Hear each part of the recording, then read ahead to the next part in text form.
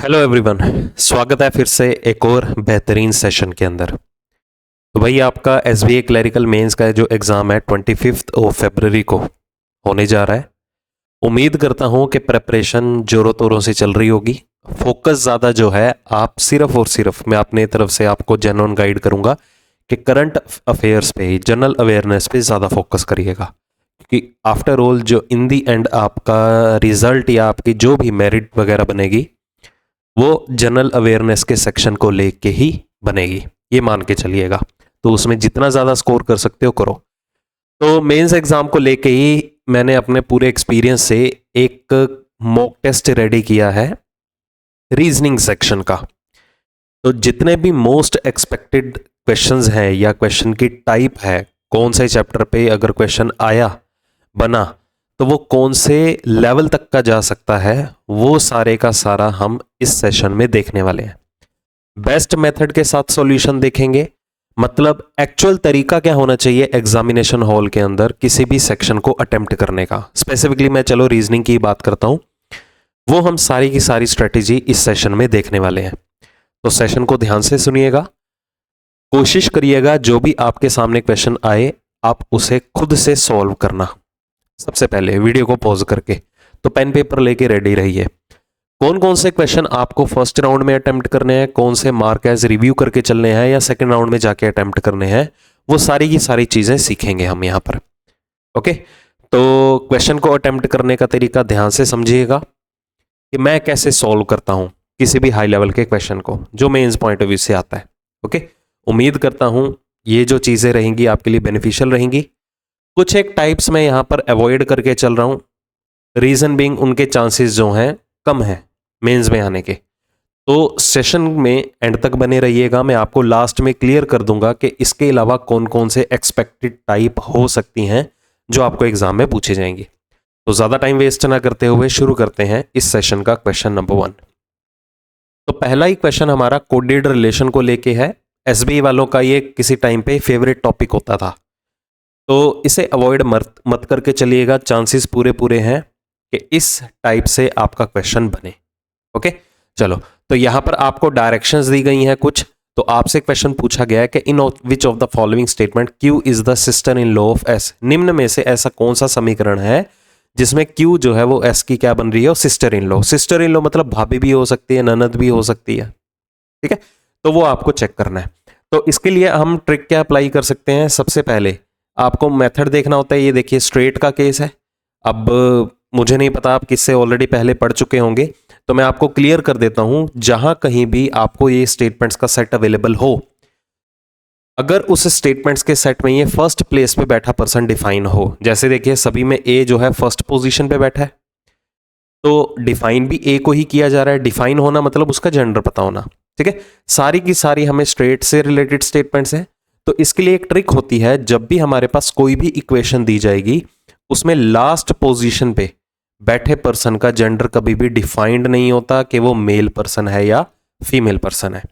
जैसे कि हमें यहां पर इंफॉर्मेशन किसके बारे में चाहिए, क्यू के बारे में। क्यू के बारे में पता करना है ना, तो हम ये चेक करेंगे कि किसी ऑप्शन में गिवन इक्वेशन के अंदर क्यू लास्ट पोजीशन पे तो नहीं है। ये चेक करो, ये देखो क्यू लास्ट प्लेस पे है। यहां हमें क्यू का जेंडर नहीं पता चलेगा, चाहे आप प्लस का साइन रख के देख सकते हो। प्लस का मतलब यहां पर क्या है, सिस्टर। तो पी जो है वो क्यू की सिस्टर बनेगी, तो इसमें क्यू का जेंडर थोड़ा पता चलेगा। बट हमें तो sister in law gender specifically चाहिए, तो पहला ऑप्शन आपका डायरेक्टली एलिमिनेट हो चुका है। आगे बाकी सभी ऑप्शन में क्यू लास्ट पोजीशन पे नहीं है, कहीं ना कहीं बैठा हुआ है। तो ध्यान से देखिए, अब हम साइंस के साथ खेलेंगे। अगर मैं दूसरी इक्वेशन में क्यू स्टार का साइन अगर सॉल्व करूंगा, तो ध्यान से देखिए क्या होगा। स्टार का साइन जो है वो रिप्रेजेंट कर रहा है फादर के रिलेशन को। तो अगर क्यू स्टार आर अगर आप सॉल्व करने बैठेंगे तो क्यू जो है वो आर का फादर बनेगा। फादर बना मतलब वो एक मेल पर्सन बना। सिस्टर इन लॉ के लिए तो वो फीमेल पर्सन होना चाहिए, मतलब आपका बी ऑप्शन भी एलिमिनेट हो गया। ओके, चलो प्लस का साइन की बात करें, तीसरे ऑप्शन की बात करें, तो क्यू प्लस आर, देखिए क्यू जो है वो सिस्टर बनेगी, मतलब आपका आंसर देने के लिए वैलिड हो सकता है। यहां बात करें क्यू परसेंटेज, परसेंटेज का यहां पर मतलब क्या है, हस्बैंड। तो क्यू जो है वो हस्बैंड बनेगा, किसका, आर का हस्बैंड बनेगा, मतलब क्यू एक मेल पर्सन बना। सिस्टर इन लॉ के लिए तो फीमेल पर्सन चाहिए, तो आपका ये ऑप्शन भी एलिमिनेट।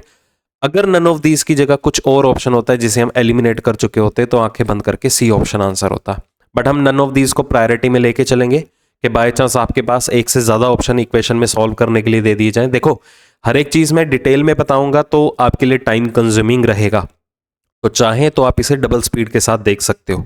ओके, जब आप इन चीज़ों को खुद से इंप्लीमेंट करने बैठेंगे तो आपका विद इन सेकेंड सॉल्व होगा।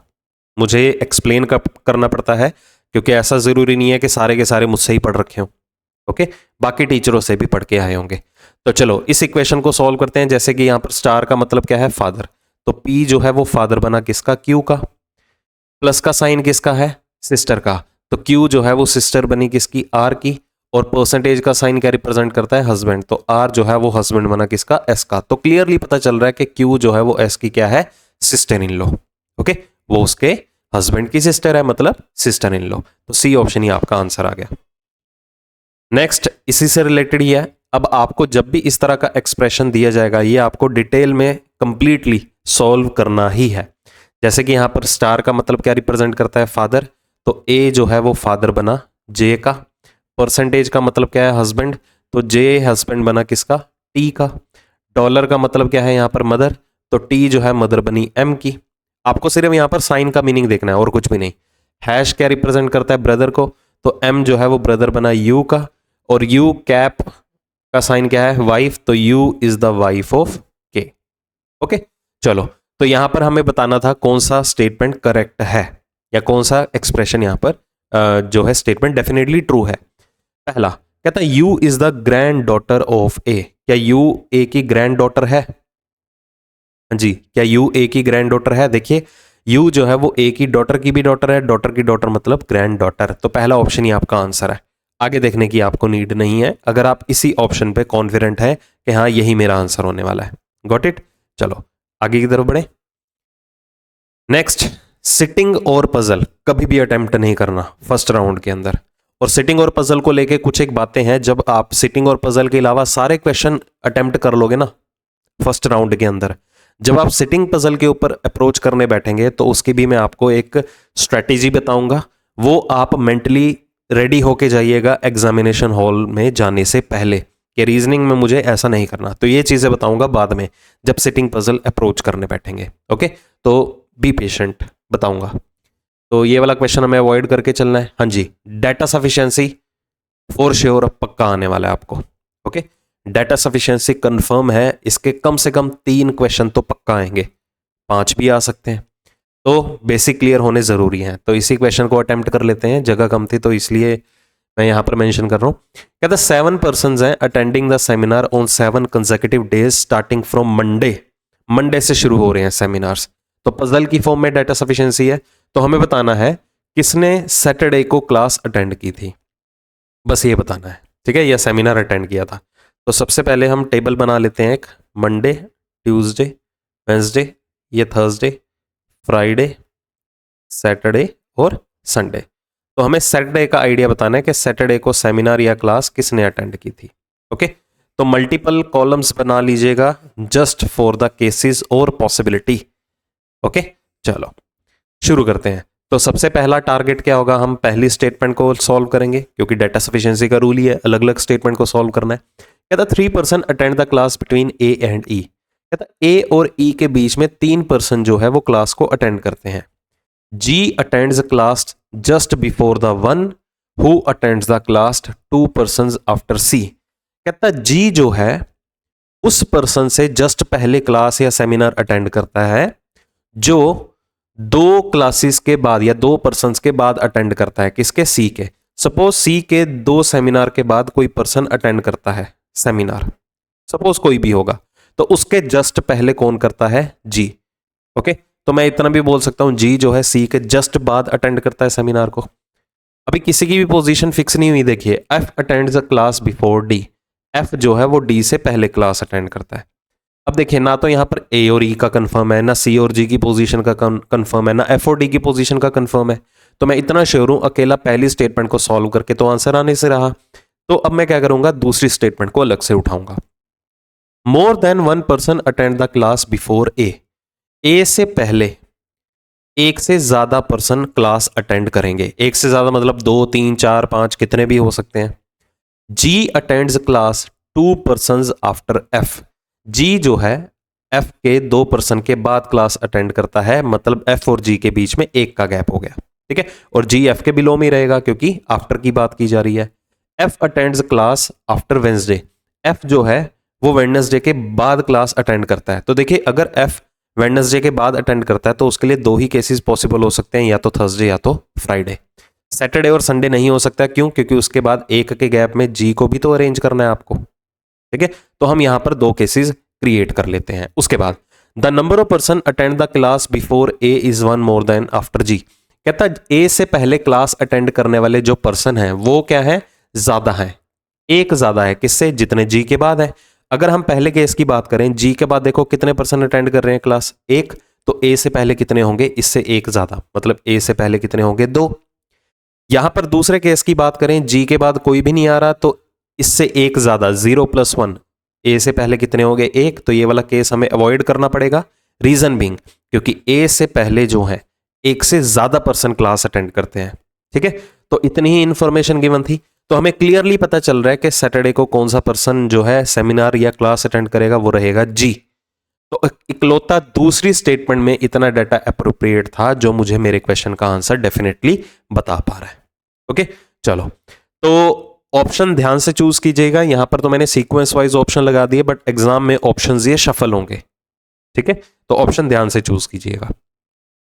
अगला देखिए, अगला हमारा फिर से एक पजल के तौर पे एक और क्वेश्चन अवेलेबल है, ठीक है। जगह कम है तो इसलिए आप स्क्रीनशॉट लीजिए, इसे सॉल्व कीजिए। मैं नेक्स्ट स्लाइड पे इसे बता रहा हूं। कहता 8 पर्सन है, नाम दे दिए गए, go to market one after the other but not necessarily in the same order. सारे के सारे मार्केट जा रहे हैं। हमें यह बताना है who goes first to the market, सबसे पहले कौन जाता है मार्केट में। चलो, पहली इंफॉर्मेशन क्या कहती है, कहता 2 person go between G and C. G और सी के बीच में 2 पर्सन मार्केट में जाते हैं। कौन किससे पहले जा रहा है, बाद में जा रहा है, कुछ अता पता नहीं है। ए गोज जस्ट आफ्टर सी, ए जो है सी के जस्ट बाद जाता है मार्केट में। उसके बाद, और सी के बारे में इंफॉर्मेशन है who goes 3 person before F, C जो है एफ से 3 पर्सन पहले जाता है। तो एफ से 3 पर्सन पहले, मतलब इन दोनों के बीच में 2 पर्सन का गैप होगा, तभी उससे 3 पर्सन पहले जाता है। और सी के जस्ट बाद में कौन आएगा, ए आएगा। अब देखिए, हमें यह भी गिवन था जी और सी के बीच में 2 पर्सन मार्केट में जाते हैं, तो सी अगर यहां पर है 2 का गैप, यहां पर ऑलरेडी एफ है तो ये नहीं आ सकता। तो इतना क्लियर हो गया कि जी जो है वो सी से पहले जाएगा मार्केट में। ओके, अब देखिए कितनी सीट्स रिजर्व हो चुकी हैं, 7। अब 8वां पर्सन हमें पता करना है कौन सा आएगा। ओके, चलो, उसके बाद देखिए क्या गिवन है।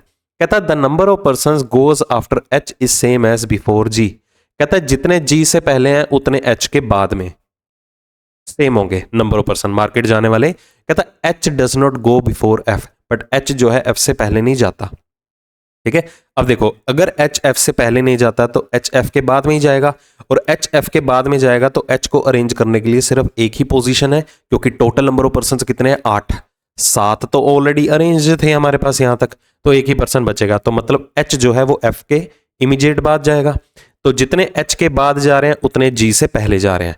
तो एच के बाद कोई भी नहीं जा रहा, जी से पहले भी कोई नहीं जाएगा। तो क्लियरली पता चल रहा है फर्स्ट पर्सन कौन है मार्केट जाने वाला, दैट इज जी। तो पहली में इतना डाटा अप्रोप्रिएट था जो आपको आपके क्वेश्चन का आंसर दे रहा है। अब दूसरी इंफॉर्मेशन को अलग से सॉल्व करेंगे। चलो, दूसरी स्टेटमेंट हमारे पास यहां पर क्या कहती है, कहता more than 2 person go between C और एच। कहता सी और एच के बीच में 2 से ज्यादा पर्सन मार्केट में जाते हैं। 2 से ज्यादा मतलब 3, 4, 5 कितने भी हो सकते हैं। जी गोज बिफोर ई, जी जो है वो ई से पहले जाता है मार्केट में, ठीक है। कितना पहले कुछ नहीं पता। और ई के बारे में इंफॉर्मेशन है E does not go last to the market, E जो है वो लास्ट में नहीं जाता है। तो पहले 7 पर्सन में से या पहले 7 पोजीशन में से कहीं भी जा सकता है। Neither A nor D goes to the market in the last. कहता लास्ट में जाने वाला पर्सन ए और डी भी नहीं है। अब लास्ट में जाने वाला ए भी नहीं है, डी भी नहीं है और ई भी नहीं है। बताओ इससे क्या कंफर्म हो पाएगा कि सबसे पहले मार्केट में कौन जा रहा है। हमें तो किसी की डेफिनेट पोजीशन अवेलेबल ही नहीं है, ठीक है। तो इसमें इतना डाटा अप्रोप्रिएट नहीं अवेलेबल जो मुझे मेरे क्वेश्चन का आंसर दे सके, इसलिए आंसर क्या मार्क करेंगे, the data only in statement 1 alone is sufficient to answer the question. केवल और केवल पहले में ही गिवन है, ठीक है। कॉन्फिडेंट होकर आंसर मार्क करना और ध्यान से करना, क्योंकि अगर आपको 50 क्वेश्चन आने वाले हैं, 60 नंबर के हैं, तो चांसेस आर देयर यही आपका ज्यादा वेटेज में रहेगा क्वेश्चन। ठीक है, चलिए नेक्स्ट देखिए। कहता 8 person sit around a circular table face outward. सारे के सारे केंद्र से बाहर की तरफ देख रहे हैं। ठीक है, तो कंफ्यूज्ड नहीं होना, ऐसा इसे एज अ इनवर्ड लेके चल लेंगे। Who among the following sits second to the left of W. W का सेकंड लेफ्ट हमें बताना है कौन आएगा। चलो पहली इंफॉर्मेशन को यूज कर लेते हैं। तो 8 पर्सन है, सबसे पहले इन्हें अरेंज कर दीजिए। तो पहली इंफॉर्मेशन देखो हमें क्या कहती है। कहता R sits opposite to the one who sits immediate right of S. कहता एस के तत्काल दाईं ओर जो भी आएगा, मतलब ये वाला पर्सन, इसके अपोजिट में कौन आ रहा है, आर अवेलेबल होगा। 2 person sit between W and the one who sits immediate left of P. कहता जो पर्सन पी के इमीडिएट लेफ्ट में है, जो भी होगा, और डब्ल्यू के बीच में 2 पर्सन आएंगे। क्या हमें यहां पर पी का कंफर्म है, कहां पर आएगा, कहीं कंफर्म तो नहीं है ना तो हमें डब्ल्यू का कंफर्म है। तो मतलब पहली स्टेटमेंट में इतना डाटा सफिशिएंट नहीं है जो मुझे बता पाए कि डब्ल्यू का सेकंड लेफ्ट कौन है या क्वेश्चन का आंसर क्या आएगा। अब दूसरी स्टेटमेंट को अलग से उठाते हैं। ठीक है, क्योंकि पहला टारगेट यही होगा कि जितने भी नंबर ऑफ स्टेटमेंट्स दी गई हों उन्हें अलग अलग सॉल्व कीजिए। चलो दूसरी स्टेटमेंट का डाटा उठाओ। V sits adjacent to S। कहता V और S एक साथ आएंगे। T sits second to the left of S। T जो है S के सेकंड लेफ्ट में है, तो S का सेकंड लेफ्ट T यहां पर आ गया। टुवर्ड्स द सेंटर बनाओ टेंशन फ्री होके, आपके आंसर में चेंजेस नहीं आएंगी। R is an immediate neighbour of T but not S। कहता R जो है वो T का तो नेबर है बट S का नहीं है, तो मतलब R के लिए पोजीशन यहां पर फिक्स करनी पड़ेगी। उसके बाद P is an immediate neighbour of both W and S। P जो है W और S दोनों का पड़ोसी है, तो P W और S दोनों का पड़ोसी है, तो P यहां पर मैं नहीं ले सकता क्योंकि वो तो S और W का पड़ोसी है, तो P यहां पर आएगा और W यहां पर। तो क्लियरली पता चल रहा है कि W का सेकंड लेफ्ट पे देखो कौन अवेलेबल है, पर्सन S। ठीक है, बाकी पर्सन कहां पे जाएं, जहां मर्जी जाएं, हमें क्या लेने देना, हमें तो W के सेकंड लेफ्ट पे कौन बैठा उसी से मतलब था। तो यहां पर भी आंसर क्या रहेगा, only in second is sufficient to answer the question. Next देखिए, ब्लड रिलेशन से रिलेटेड। देखो सिटिंग पजल वाला तो आपको पक्का आएगा फॉर श्योर, डायरेक्शन भी आ सकता है, ब्लड रिलेशन भी आ सकता है, बट सिटिंग पजल मस्ट है डाटा सफिशिएंसी में। कहता है फैमिली ऑफ 3 जनरेशंस। आपको डाटा एक क्लू दे दिया गया, 3 जनरेशंस है, मतलब आप, आपके पेरेंट्स और आपके grandparents. Have 6 members. Total number of person भी बता दिए गए। How many male members are there in the family. हमें बताना है कि पुरुष व्यक्ति कितने हैं पूरे परिवार में। तो पहली इंफॉर्मेशन को यूज कर लेते हैं। पहली स्टेटमेंट का डाटा क्या कहता है, कहता है S is the Neiphiu of T. S जो है वो टी का क्या है, नेफ्यू, मतलब टी का कोई सिबलिंग है, आगे उसका सन है एस, तभी तो एस टी का नेफ्यू बनेगा। Q is the sister in law of T and vice वर्सा। अब देखो कहता क्यू जो है वो टी की सिस्टर इन लॉ है और वाइस वर्सा मतलब टी भी क्यू की सिस्टर इन लॉ है। अगर टी क्यू की सिस्टर इन लॉ है तो टी एक फीमेल पर्सन हो गई, और क्यू अगर टी की सिस्टर इन लॉ है तो मैं ये कह सकता हूं वो उसके ब्रदर की वाइफ होगी, ऐसा मान सकते हैं। हमें सिर्फ यहां पर total number of male person से मतलब है ना, तो जो जो मेल पर्सन बन रहा है, जो फीमेल पर्सन बन रहा है, सिर्फ उसी से ही कंसर्न रखो। आगे देखिए, N is the grandparent of only child of O. N जो है वो ग्रैंड पेरेंट है। ग्रैंड पेरेंट मतलब दादा या दादी कोई भी हो सकती है, किसका, ओनली चाइल्ड ऑफ ओ। ओ के इकलौते बच्चे का ग्रैंड पेरेंट। तो हम मान सकते हैं क्योंकि 3 जनरेशन गिवन थी ना, ओ कौन सा पर्सन होगा, ये वो पर्सन होगा ओ का इकलौता बच्चा कौन सा हो गया, एस, और उसके ग्रैंड पेरेंट में यहां पर कौन आ गया, एन आ गया। मेल फीमेल कुछ नहीं पता। S is not married. अब यहां पर क्लियरली दे दिया गया कि एस मैरिड नहीं है, क्योंकि हमें क्लू ऑलरेडी गिवन था, 6 पर्सन है और 6 पर्सन में से हमें क्या पता करना था यहां पर कि इन 6 पर्सन में से इसके बारे में इंफॉर्मेशन चाहिए। हाँ, 3 जनरेशन भी गिवन थी। अब ध्यान दीजिए यहां पर 6 पर्सन तो दिए गए हैं, अब 6th पर्सन कौन है उसके बारे में इंफॉर्मेशन नहीं गिवन, तो पहली से तो आंसर आएगा नहीं। दूसरी का डाटा उठा लेते हैं। दूसरे में क्या डाटा अवेलेबल है, कहता टी इज अनमैरिड। टी जो है वो क्या है, अनमैरिड है, मतलब शादीशुदा नहीं है। O is the only son of N. O जो है वो एन का इकलौता बेटा है, ओके। एंड इज मैरिड, और ओ जो है वो मैरिड भी है, ठीक है जी। M is parent of T. M जो है वो टी का पेरेंट में से, मतलब मदर या फादर में से कोई ना कोई है।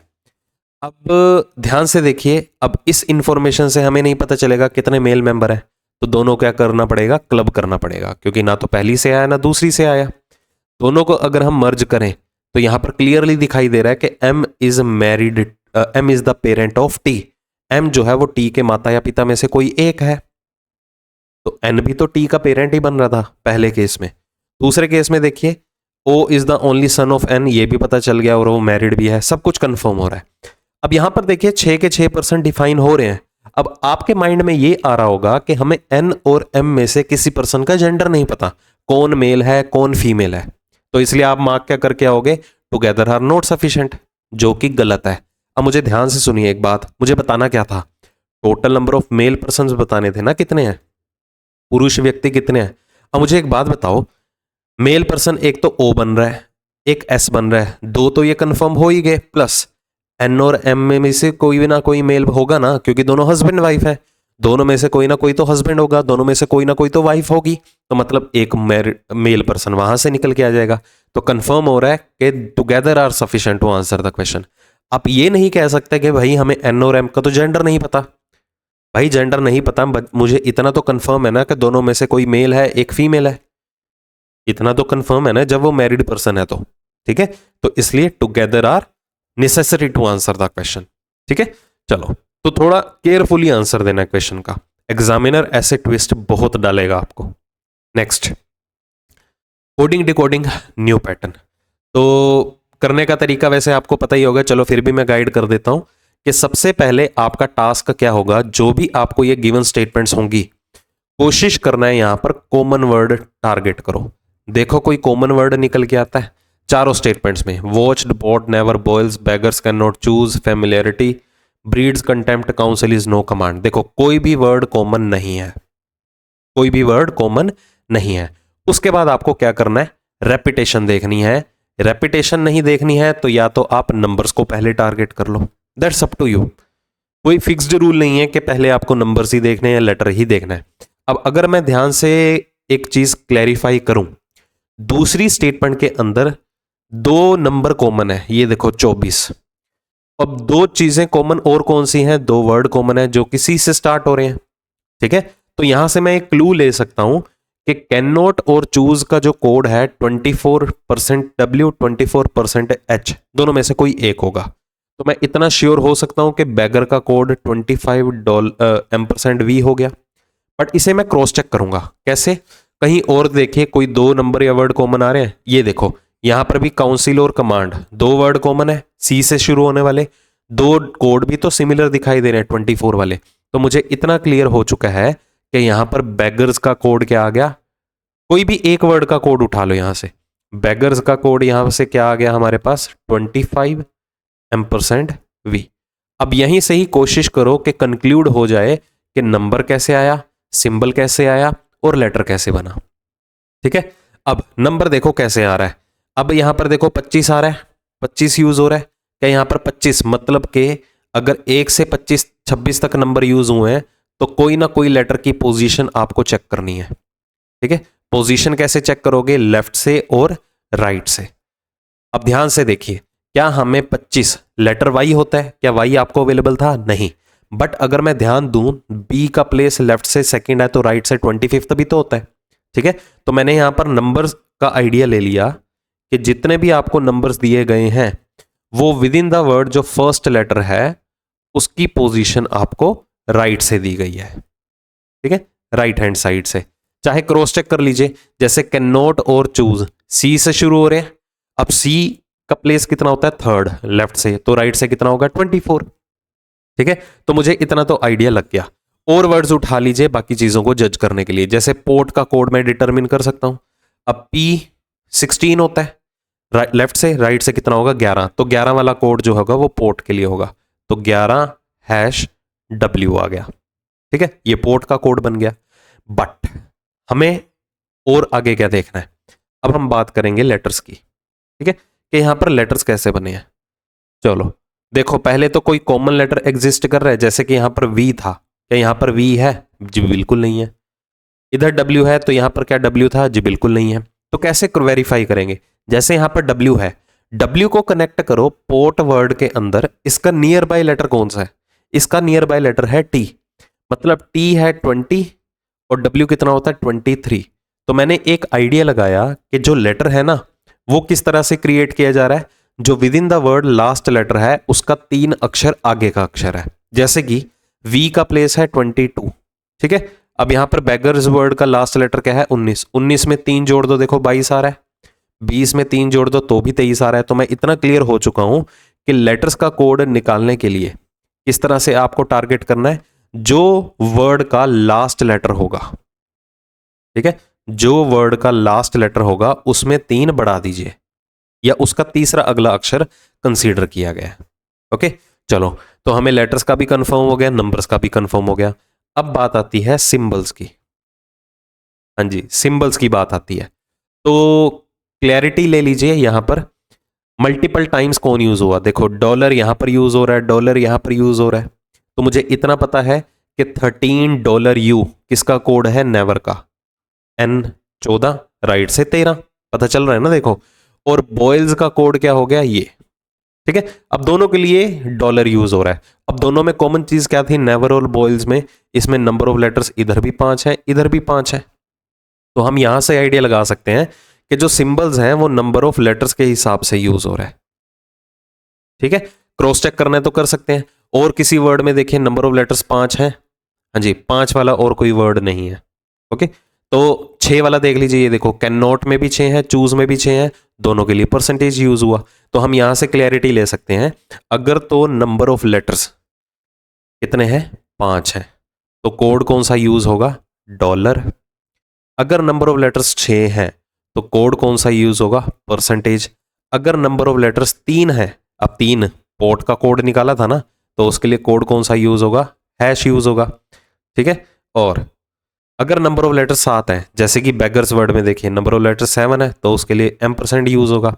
और देखिए कौन सा यूज हो रहा है यहाँ पर, सिंबल स्टार भी यूज हो रहा है। ये देखो स्टार किसके लिए यूज होगा, ये लेंदी वर्ड, क्योंकि ब्रीड्स में कितने हैं 6 लेटर हैं, ठीक है। कंटेम्प्ट में कितने हैं, कंटेम्प्ट में है 8 लेटर। तो इसका कोड हम जज कर सकते हैं डायरेक्टली, ठीक है। कैसे जज करेंगे, जैसे कि C3 है, राइट से कितना होगा 24, तो नंबर ऑफ लेटर्स अगर 8 है तो क्या यूज होगा, स्टार। अगर नंबर ऑफ लेटर्स ये देखो कितने हैं 2 4 6 8 10 11 लेटर्स यूज हुए हैं, तो उसका कोड क्या होगा, प्लस, ठीक है। क्योंकि F का प्लेस 6 है, राइट से कितना होगा 21, यहां से डायरेक्टली आइडिया लगाइए। उसके बाद अगर नंबर ऑफ लेटर्स 2 हैं, यहां पर देखो 2 वाला कौन सा यूजर है, @ क्लियरली पता चल रहा है। अब यहां पर देखो 4 लेटर का कोई भी वर्ड नहीं गिवन था, ठीक है, तो वो हम देख लेंगे क्वेश्चन की डिमांड के ऊपर है। तो इतना क्लियर हो गया। अब डायरेक्टली क्वेश्चन अटेम्प्ट करते हैं। कहता what will be the code for जो भी वर्ड गिवन है। तो सबसे पहले एक काम करते हैं, नंबर क्रिएट कर लेते हैं। नंबर कैसे बनेगा, B जैसे लेफ्ट से 2 है तो राइट से कितना होगा 25, F 21 है लेफ्ट से तो राइट कितना होगा 6, तो 25 और 6 वाला ऑप्शन देखिए, सॉरी F लेफ्ट से 6 है तो राइट से कितना होगा 21, तो 25 और 21 वाला ऑप्शन देखिए, C ऑप्शन आपका एलिमिनेट। अब यहां से आप क्या कर सकते हो, यहां से आप लेटर कंक्लूड कर लो। लेटर कैसे था, जो आखिरी का अक्षर है उसमें 3 बढ़ा दो, जैसे E में 3 बढ़ा दिए तो लेटर कौन सा आ जाएगा, H, ठीक है। और D में 3 बढ़ा दिया, 4 और 3 7, लेटर क्या आ जाएगा, G। तो 25H 21G वाला, 25H 21G वाला, देखो दोनों ऑप्शन अवेलेबल हैं, ठीक है। 25H 21G, इनके सीक्वेंस पे फोकस मत करिएगा। अब देखो कहीं ना कहीं ये दोनों ऑप्शन कॉमन भी तो है, आपस में वर्ड शफल है, डजंट मैटर, क्योंकि अगर यहां पर रिस्पेक्टिवली वर्ड दिया जाता तो आपका आंसर हो जाता नन, के कोई है ही नहीं, ठीक है। तो ये वर्ड्स जो हैं वो शफल हो सकते हैं। उसके बाद देखिए, अब नंबर ऑफ लेटर्स काउंट कर लो।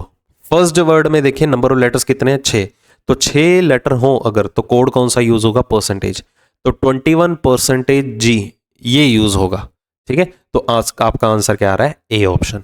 बट यहां पर परसेंटेज 25% H है, तो आइदर और नहीं मार्क करेंगे हम।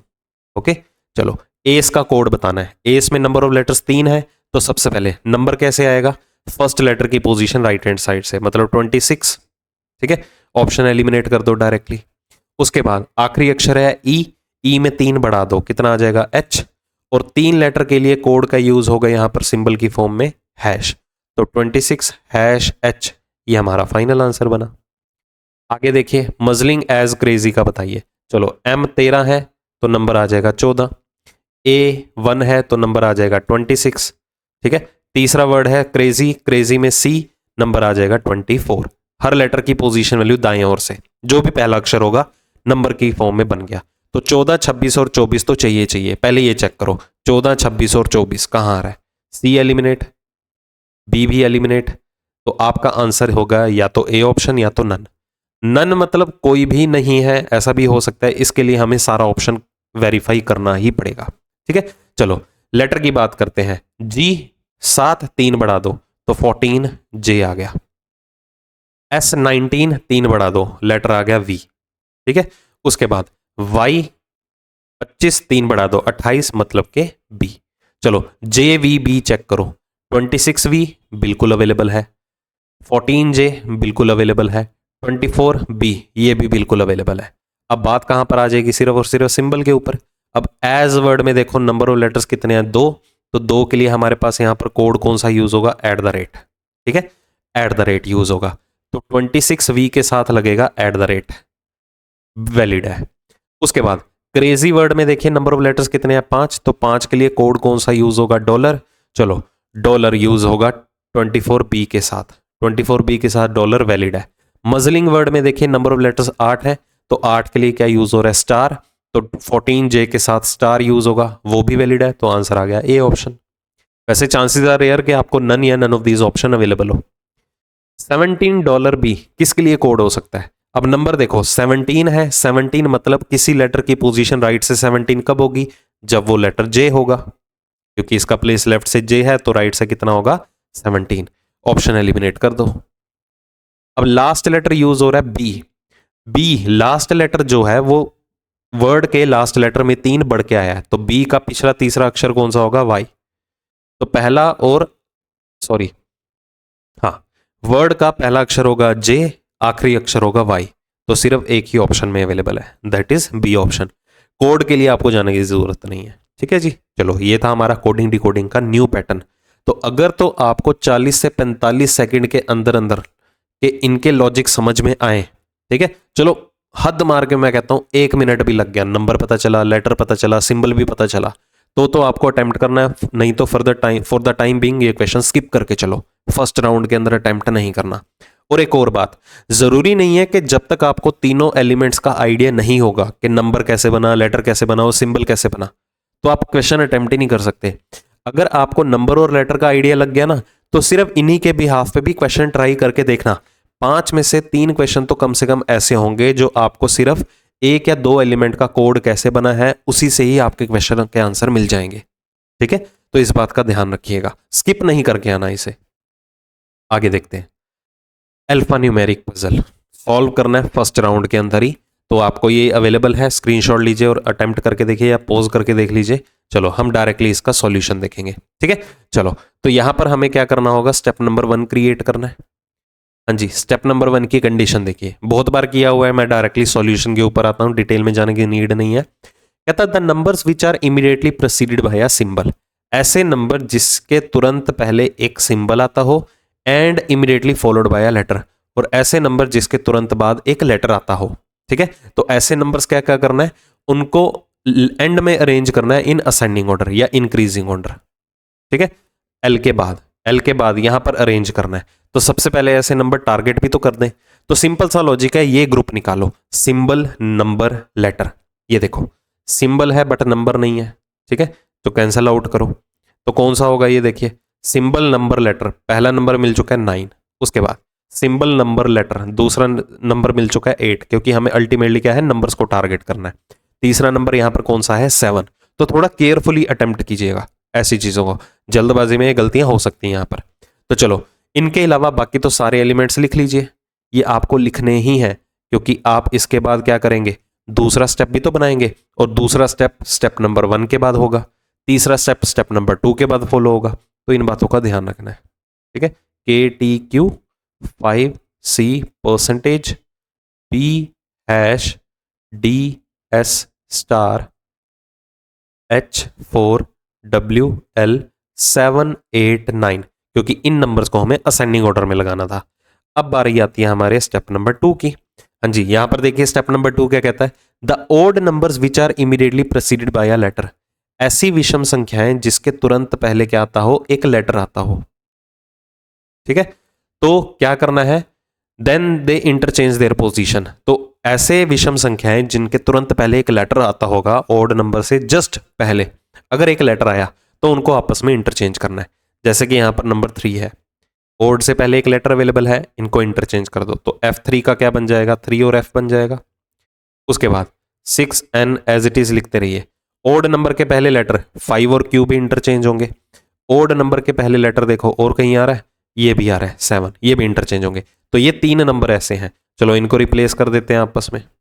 ATQ 5C percentage, sorry 5C का C और 5 बनेगा ना, ओके।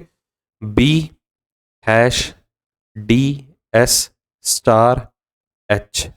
ओड नंबर से पहले देखना है कहीं आप H और 4 को भी इंटरचेंज कर दें, क्योंकि 4 जो है वो एक इवन नंबर है। चलो हमारा दूसरा स्टेप भी बन गया। अब आ रही बात यह है स्टेप नंबर 3 की। हाँ जी, स्टेप नंबर 3 क्या कहता है, the alphabet which are immediately followed by a symbol, ऐसे अल्फाबेट या लेटर जिसके तुरंत बाद एक सिंबल आता हो, are arranged in alphabetical order between H and 4 of step number 2। तो हमें क्या करना है, जितने भी ऐसे लेटर होंगे जिसके तुरंत बाद एक सिंबल आता होगा, तो ऐसे लेटर्स को अल्फाबेटिकली ऑर्डर में अरेंज करना है। किसके बीच में, किस किसके बीच में, H और 4 के बीच में। हाँ जी, ये रहा H और 4, इनके बीच में हमें उन्हें अरेंज करना होगा। ठीक है, तो पहले ऐसे लेटर ढूंढो, लेटर के जस्ट बाद एक सिंबल या सिंबल से पहले लेटर ढूंढ लो, जैसे कि लेटर N हो गया। ठीक है, और इसके बाद देखें लेटर B हो गया। ओके, लेटर के बाद देखो सिंबल ही आ रहा है, लेटर S हो गया। ठीक है, और कोई सिंबल है ही नहीं।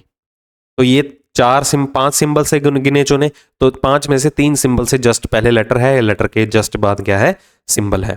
तो इसके अलावा 3F6, तो लेटर्स को अरेंज करना है ना, लेटर्स को इग्नोर करो, बाकी सीक्वेंस लिख लो। TQC5 परसेंटेज #D*H और 4 के बीच में अरेंज करना था अल्फाबेटिकली। अल्फाबेटिकली मतलब पहले B आ जाएगा, फिर N आ जाएगा, फिर उसके बाद को हो जाएगा S आ जाएगा। ठीक है, उसके बाद क्या आ जाएगा 4, फिर W 7 L 8 9। तो ये हमारा सीक्वेंस बन गया। समझ में आ गई होगी बात। चलो अब क्या करना है, H और 4 के बीच में अरेंज करना था, बिल्कुल ठीक है। तो अब क्वेश्चन अटेम्प्ट करते हैं इसी से रिलेटेड। देखिए पहला क्वेश्चन क्या कहता है, कहता what is the sum of the number which is 6th from the right end in step number 1 and 8th from the left in step number 3। पहले स्टेप का 6th राइट पे देखो कौन है, पहले स्टेप के अंदर 6th फ्रॉम द राइट, हाँ जी 6th राइट पे कौन आ रहा है 4, और स्टेप नंबर 3 में 8th लेफ्ट पे देखो कौन आ रहा है, हाँ जी स्टेप नंबर 3 का 8th फ्रॉम द लेफ्ट देखना है। 1 2 3 4 5 6 7 8, ठीक है, यहां पर कौन आ रहा है Q, तो 4 + Q बताना है हमें। हाँ जी रुकिए एक सेकेंड, थोड़ी गड़बड़ है। 6th from right in step number 1 and 8th from the left in step number 2 होना चाहिए इधर। रुकिए एक सेकेंड, गड़बड़ लग रही है। 8 from the left in step number 3, just a second. Left से 8th नंबर की बात की जा रही है, तो अकेला नंबर ही तो टारगेट करना होगा। फिर चेक कर लें एक बार फिर से, क्वेश्चन तो नहीं गलत दे दिया मैंने। इसको मैं 1 सेकेंड होल्ड पे रख रहा हूँ, इसको बाद में देखते हैं, इसमें गड़बड़ लग रही है मुझे। What is the sum of the number which is 6th from the right in end in step number 1। What is the sum of the number, number choose करना है, तो 1 2 3 4 5 6। 6th फ्रॉम द राइट, अगर number की बात करी जाए, क्योंकि element नहीं बोला गया ना यहाँ पर, नंबर की बात की जाए तो दाईं ओर से छठा नंबर कौन सा है यहाँ पर 6, तो बाईं ओर से 8वां नंबर देखो स्टेप नंबर 3 में 1 2 3, उसके बाद 4 5 6 7। नहीं गड़बड़ है भाई क्वेश्चन के अंदर, क्वेश्चन के अंदर गड़बड़ है, क्योंकि 8 नंबर्स ही नहीं है यहाँ पर, तो यहाँ पर लेफ्ट और राइट से काउंट करके ही आपको बताना था। लेफ्ट से काउंट करने पे 8वां नंबर नहीं है जी यहाँ पर, ये क्वेश्चन में थोड़ी गड़बड़ हो गई है, 8 फ्रॉम द लेफ्ट, ये गड़बड़ है क्वेश्चन के अंदर, सॉरी फॉर दैट। अगले क्वेश्चन पे आए एक बार। How many letters are immediately preceded and immediately followed by a number in step number 2? ऐसे कितने लेटर हैं जिसके तुरंत पहले और तुरंत बाद में क्या आता हो, एक नंबर आता हो, किसमें, स्टेप नंबर 2 में। तो स्टेप नंबर 2 में आइए, लेटर से पहले भी नंबर हो और लेटर के बाद भी नंबर हो, जैसे कि एफ हो गया देखो नंबर लेटर नंबर आ रहा है। उसके बाद देखिए नंबर लेटर नंबर ऐसा बैठा हो, हाँ जी, नंबर लेटर नंबर, डब्ल्यू भी अवेलेबल है, और उसके बाद देखा जाए एल भी अवेलेबल है। नंबर लेटर नंबर आ रहा है ना, देखो तो कितने लेटर ऐसे हैं, 3। आंसर आ जाएगा सी ऑप्शन। ओके, चलो इसके बाद ट्राई करते हैं। अगला क्वेश्चन क्या है, how many symbols are immediately preceded by a letter in step number 3? Step number 3 में ऐसे कितने सिंबल हैं जिसके तुरंत पहले क्या आता हो, एक लेटर आता हो। ठीक है, स्टेप नंबर 3 में सिंबल्स आर इमीडिएटली प्रेसीडेड, सिंबल से जस्ट पहले लेटर चाहिए, सिंबल से जस्ट पहले लेटर चाहिए। हाँ जी, कौन कौन सा सिंबल है, एक तो स्टार हो गया, ठीक है, सिंबल से जस्ट पहले लेटर चाहिए, सिर्फ एक ही है, ए ऑप्शन आंसर। ठीक है, सिर्फ एक ही था। What is the product of the element which is sixth from the right end in step number 2? Step number 2 में सिक्स्थ फ्रॉम द राइट देखो 3 4 5 6, ये तो एट द रेट आ रहा है, sorry sixth from the right देखना था भाई, 1 2 3 4 5 6, यहां पर क्या आ गया 4, और किसके बीच में, sixth from the left in step number 3। Step number 3 में सिक्स्थ फ्रॉम द लेफ्ट यहां पर के है। अब के और 4 का प्रोडक्ट कैसे निकाल सकते हैं, डिटरमिन नहीं हो सकता, कैन नॉट बी डिटरमिन्ड।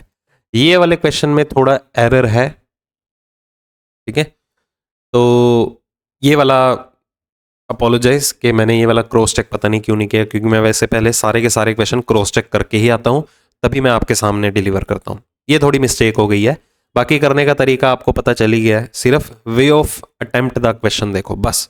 ठीक है, चलो गलती हो ही जाती है थोड़ी बहुत, क्योंकि सारा का सारा कंटेंट खुद ही टाइप करना, क्वेश्चन उठाना, बनाना, क्रॉस चेक करना, प्रूफ रीड करना बहुत हेक्टिक हो जाता है। रिकॉर्डिंग करना ज़्यादा टफ नहीं है, ये चीज़ें क्वेश्चंस उठाना, मैनेज करना, ये बहुत ज़्यादा डिफिकल्ट टास्क होता है।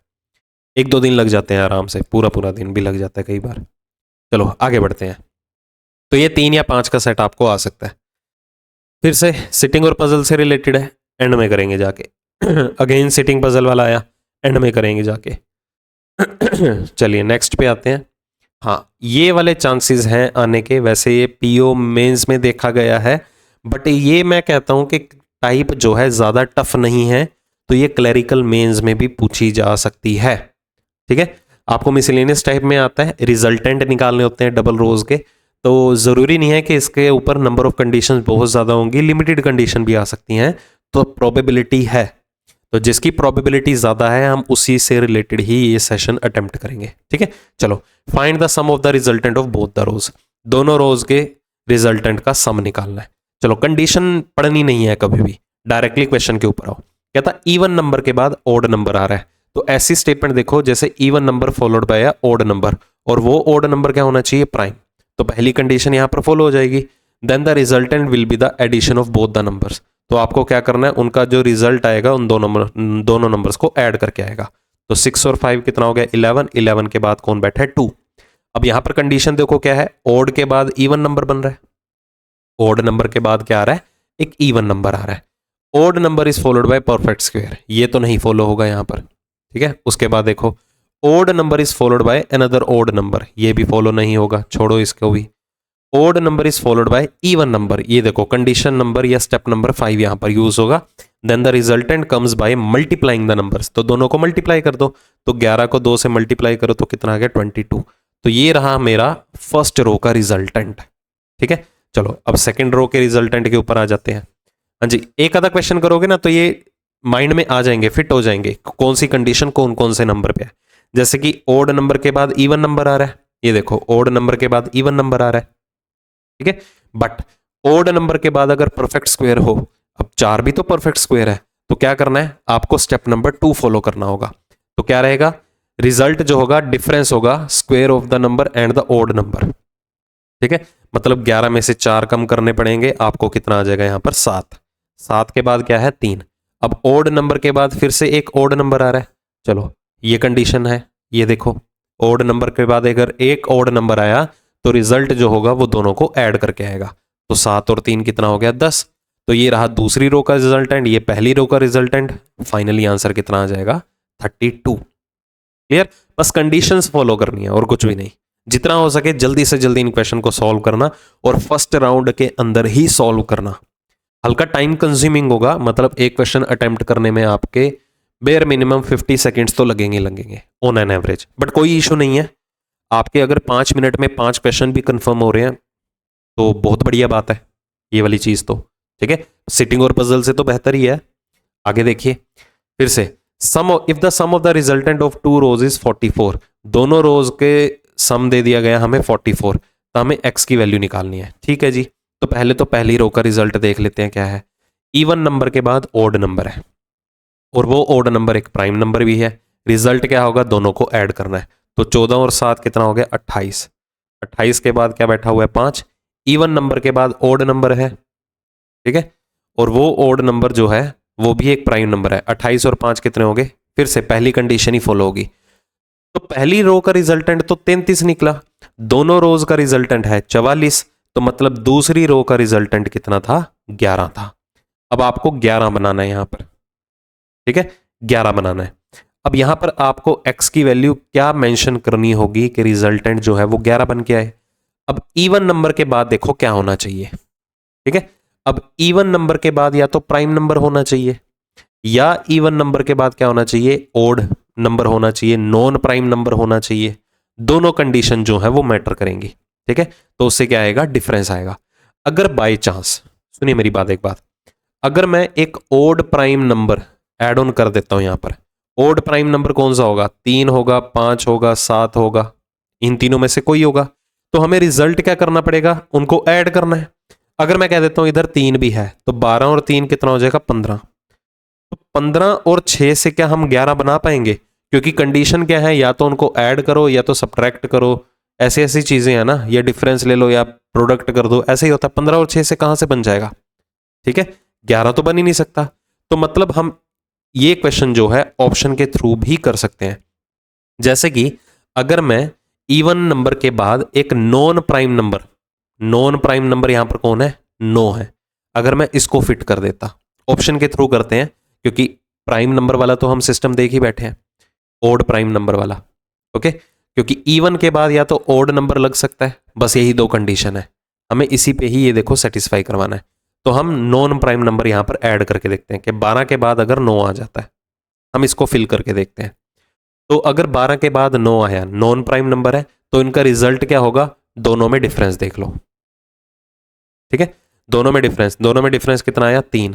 अब 3 के बाद 6 बैठा हुआ है, क्या 3 और 6 से 11 निकल के आएगा, हाँ जी 3 और 6 से क्या 11 निकल के आएगा, बिल्कुल भी नहीं। मतलब कि आपका आंसर बी तो होगा ही नहीं। ठीक है, चलो उसके बाद क्या करना है, उसके बाद आपको देखना है कि यहां पर 3 आ सकता है, इवन के बाद ओड नंबर है और वो ओड नंबर क्या है प्राइम नंबर, तो रिजल्टेंट क्या आएगा, दोनों को ऐड कर दो।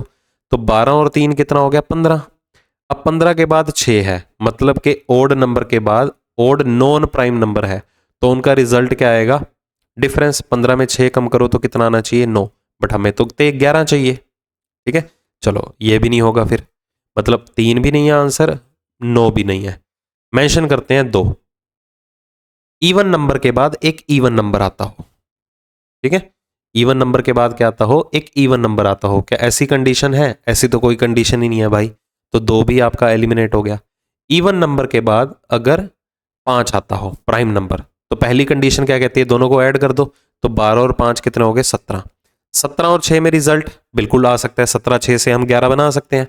कैसे, ओड नंबर के बाद, सॉरी ओड नंबर के बाद एक और ओड नंबर जो कि परफेक्ट स्क्वायर ना हो। ये देखो स्टेप नंबर 3 गिवन था, तो उनका रिजल्ट कितना आएगा, ओड नंबर के बाद एक odd number, sorry odd number के बाद इवन नंबर है।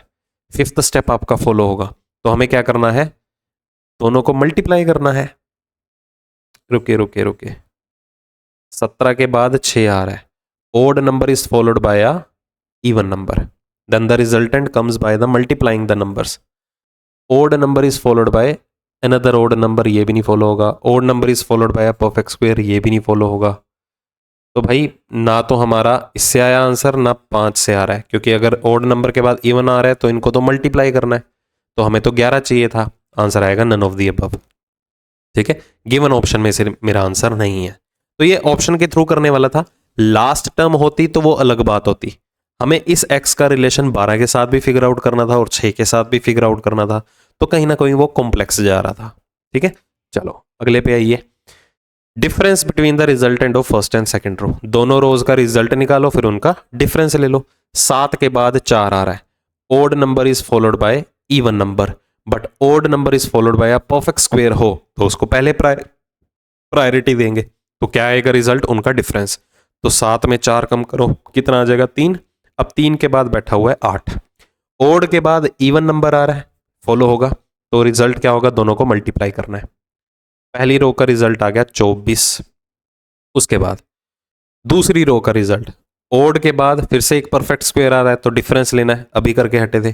तो 2 के बाद क्या आ रहा है? 13। अब ओड नंबर के बाद एक और ओड नंबर हो, चेक करो। ठीक है, ओड नंबर के बाद, सॉरी इवन नंबर के बाद ओड नंबर हो, और वो ओड नंबर अगर एक प्राइम नंबर है, देखो 2 के बाद 13 आ रहा है और 13 प्राइम नंबर है, तो रिजल्ट क्या होगा? दोनों को ऐड कर देना। 13 और 2 कितना हो गया? 15। अब दोनों में डिफरेंस देख लो तो कितना आ जाएगा? 9। D option. नेक्स्ट देखिए, यहां पर भी डिफरेंस ही निकालना है दोनों रोज के बीच में। चलो, तो ओड नंबर के बाद क्या है? एक और ओड नंबर है। हाँ जी, ओड के बाद ओड नंबर, ये देखो, और वो परफेक्ट स्क्वायर अगर ना हो तो रिजल्ट क्या करेंगे? दोनों को ऐड कर देंगे। 27 और 5 कितना हो गया? 32। 32 के बाद है 13। इवन के बाद ओड नंबर है, और वो ओड नंबर एक प्राइम नंबर है, तो रिजल्ट क्या रहेगा? दोनों को ऐड करके 32 और 13 कितना हो गया? 45। तो ये रहा हमारा फर्स्ट रो का रिजल्टेंट। दूसरी रो में आ जाइए। ओड नंबर के बाद एक परफेक्ट स्क्वायर है, तो हमारा स्टेप नंबर 2 फॉलो होगा। तो क्या करेंगे? दोनों में डिफरेंस ले लेंगे। तो 49 में से 11 कम कर दो तो कितना आ जाएगा? 38। 38 और 9 के ऊपर आइए। इवन के बाद एक ओड नंबर है, इवन के बाद एक ओड नंबर है, और वो 9 ओड नंबर जो है एक नॉन प्राइम नंबर भी है। रिजल्ट क्या रहेगा? दोनों में डिफरेंस लेके 38 में 9 कम कर दो तो कितना आ जाएगा यहाँ पर? 29। अब दोनों रोज का क्या करना था? डिफरेंस निकालना था। 45 में से 29 कम करो, आंसर कितना आ जाएगा? 16। ठीक है, चलो आगे बढ़ते हैं। इनपुट आउटपुट, बात वही है। ये भी अगर आपका 45 से 60 सेकंड के अंदर आपको लॉजिक समझ में आते हैं तो अटेम्प्ट करना फर्स्ट राउंड में, नहीं तो स्किप करके चलिएगा। चलो, अगर हम यहां पर गो थ्रू करें, ध्यान से देखें। ये मैंने किसी वेबसाइट से उठाया था, अच्छा लगा मुझे क्वेश्चन, मेमोरी बेस्ड ही उठा रहा था। चलो मैं देख लेता हूं कि पिछले साल का कैसा है, तो मैंने डायरेक्टली ये उठाया। ओके, चलो यहां पर देखिए क्या है। फर्स्ट इनपुट से अगर हम स्टेप नंबर 1 की तरफ आते हैं, अब यहां पर लॉजिक ऐसा होता है कि यहां पर आपको लास्ट स्टेप देखने की नीड नहीं है, क्योंकि हर स्टेप के अंदर कहीं ना कहीं आपको नंबर्स वेरिएशन में मिलेंगे ही मिलेंगे। तो सीक्वेंस वाइज आपको स्टेप्स फॉलो करने पड़ेंगे। अगर मैं यहां पर बात करूं 97354, 90,000, 97,000 कुछ और 64,000 कुछ वाला, ये दोनों आपस में इंटरचेंज कर रहे हैं। स्टेप नंबर 1 में हर अगले 2 एलिमेंट जो हैं आपस में पोजीशन इंटरचेंज कर रहे हैं। ठीक है, इतना क्लियर हो गया। चलो, तो चाहे तो यहां पर लिख सकते हैं, नहीं तो आप आगे स्टेप नंबर 1 क्रिएट भी कर लो। स्टेप नंबर 1 क्या करेंगे? हर पहला दूसरे के साथ इंटरचेंज करेगा, मतलब ये बन जाएगा 92,763, ये बन जाएगा 58,729। ठीक है, तीसरा चौथे के साथ इंटरचेंज करेगा, मतलब 72,534, उसके बाद 46,879। पांचवा छठे के साथ इंटरचेंज करेगा, 63,799, 38,725। तो सबसे पहला हमारा यही टास्क होता है, क्योंकि हमने यही देखा था इनपुट से जब हम स्टेप नंबर 1 की तरफ आए तो कुछ नंबर्स या ऑलमोस्ट सभी नंबर्स जो हैं वो सिमिलर थे। शफल कैसे हो रहे थे वो शफलिंग जज कर ली। अब बारी आती है हमारी स्टेप नंबर किसके ऊपर? 2 के ऊपर। स्टेप नंबर 1 से हम स्टेप नंबर 2 बनाने जा रहे हैं। ये देखो 9, 7 कॉमन है, 5 और 4 भी कॉमन है, बट 3 से क्या बन गया? 1 बन गया। अगेन 6 और 4 कॉमन है, इधर 2 कॉमन है। ये देखो इधर यहां पर क्या हो रहा था? डिफरेंस कहां आया? यहां पर मिडल वाले को छोड़ के बाकी चारों डिजिट सेम थे। यहां पर ये वाले चेंज हो चुके हैं, 8वां और 3। अगर पिछले नंबर की तरह लॉजिक होता तो 3 भी सेम होना चाहिए था ना, तो डिफरेंस है कुछ। ठीक है, क्रॉस चेक करते हैं। मतलब कॉमन क्या आ रहा है? 9, 7 और 4। पहला दूसरा और आखिरी डिजिट कॉमन आ रहा है, ये देखो यहां पर भी देखो पहला दूसरा और आखिरी डिजिट कॉमन है, इधर भी देखो पहला दूसरा और आखिरी डिजिट कॉमन है, हर जगह।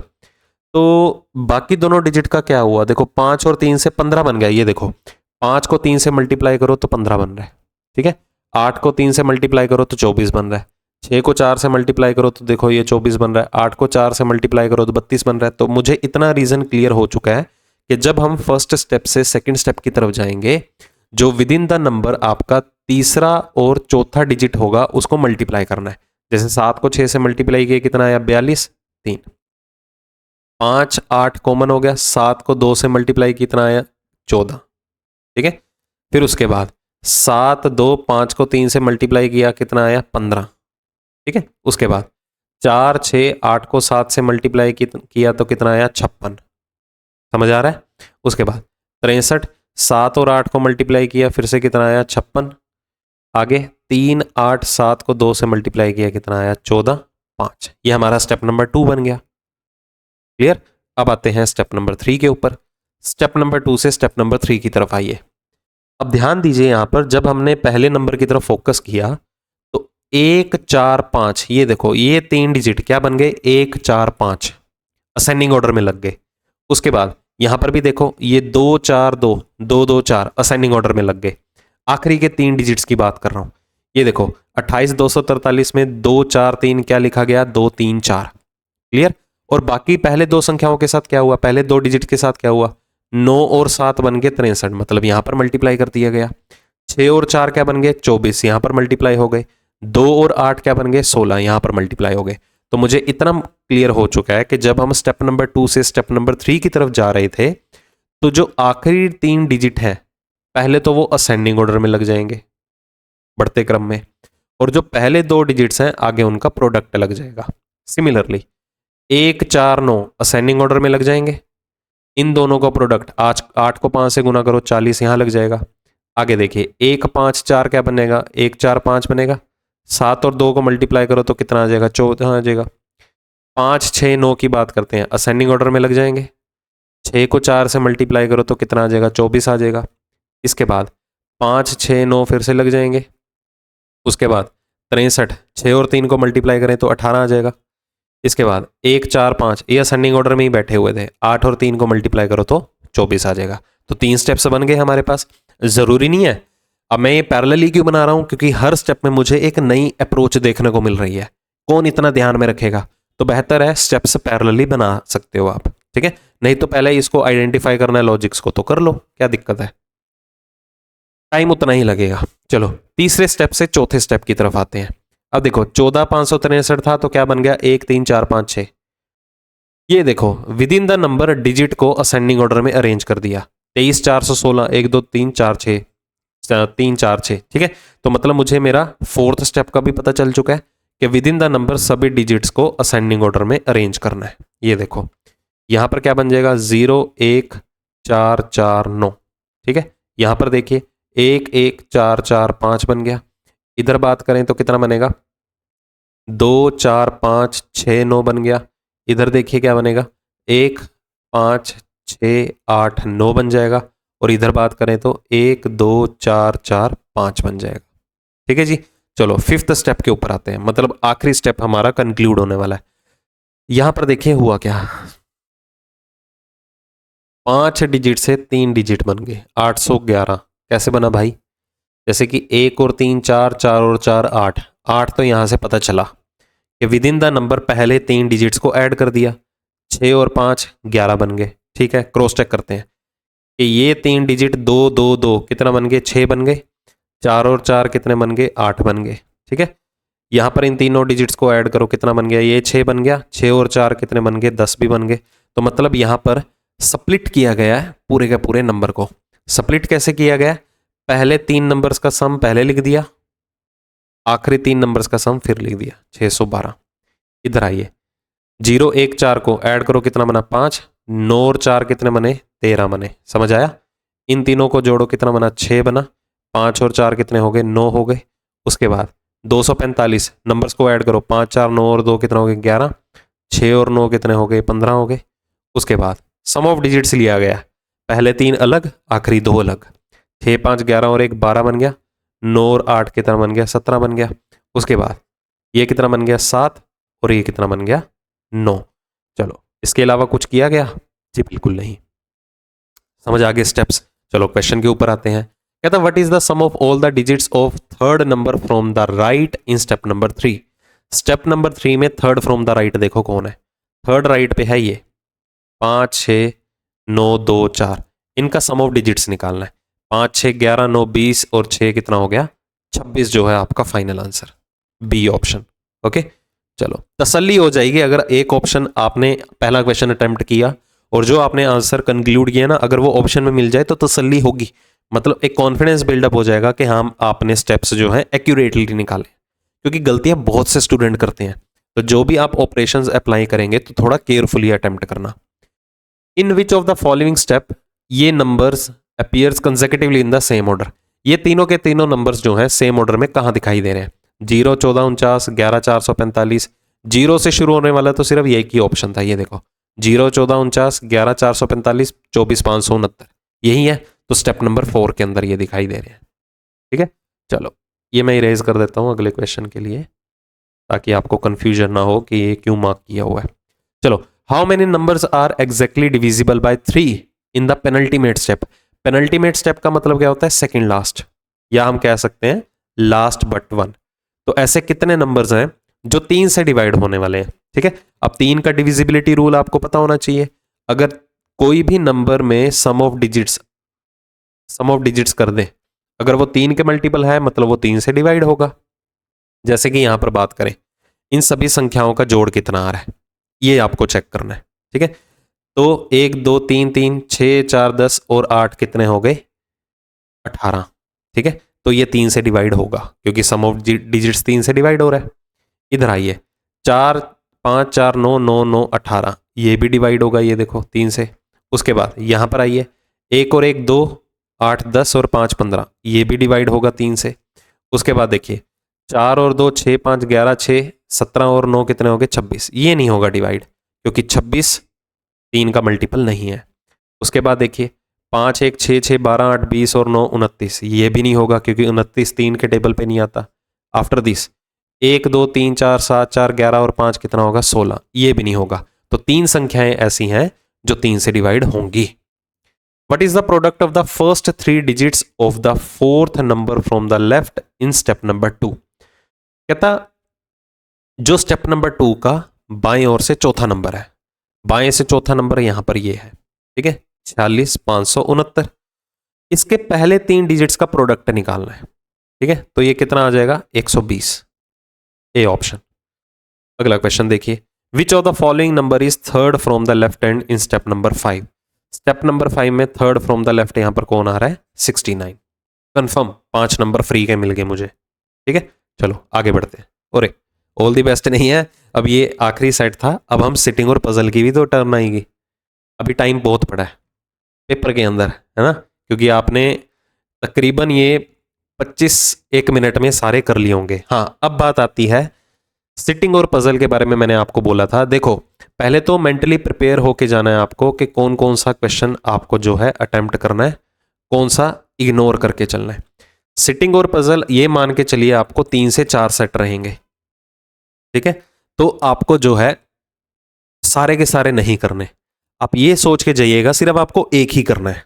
अगर आप सारे सोच के जाएंगे ना तो एक मेंटली प्रेशर आपके क्रिएट हो चुका है, दबाव पड़ा हुआ है दिमाग में, भाई इतना सारा कुछ पड़ा है। नहीं, अगर आप सारे सोच के जाएंगे ना कि आप सारे ही कर लेंगे, मैं लिख के देता हूं एक भी नहीं होगा। अगर आप ये सोच के जाएंगे बस भाई एक ही करना है, तो कहीं ना कहीं 2 भी आपके सॉल्व हो सकते हैं। तो माइंड को रिलैक्स रखना है, बिल्कुल काम। ठीक है जल्दबाजी में नहीं अटेम्प्ट करना। बाकी क्वेश्चन की सिलेक्शन की चॉइस आपकी खुद की होगी। ठीक है चलो आगे देख लेते हैं। तो सिटिंग अरेंजमेंट हमें पहला ये गिवन था कि जिसमें हमें डाटा दिया गया है, ये हिंदी में इंग्लिश में है। पॉज कीजिए और इसे अटेम्प्ट करिए, मैं डायरेक्टली इसी के ऊपर आता हूं, सॉल्यूशन के ऊपर। एक्सप्लेन मैं बाइलिंगुअल करूंगा, टेंशन मत लेना। कहता देयर आर 3 रोज, 3 पंक्तियां थी। कौन कौन सी, रो 1 2 और 3, सच दैट रो 2 जो है वो रो 3 के नॉर्थ में है और रो 1 जो है वो रो 2 के नॉर्थ में है। रो 1 रो 2 रो 3। ठीक है 3 पंक्तियां थी। All of them face the north direction. तीनों रोज में जितने भी पर्सन थे सारे के सारे नॉर्थ डायरेक्शन में थे।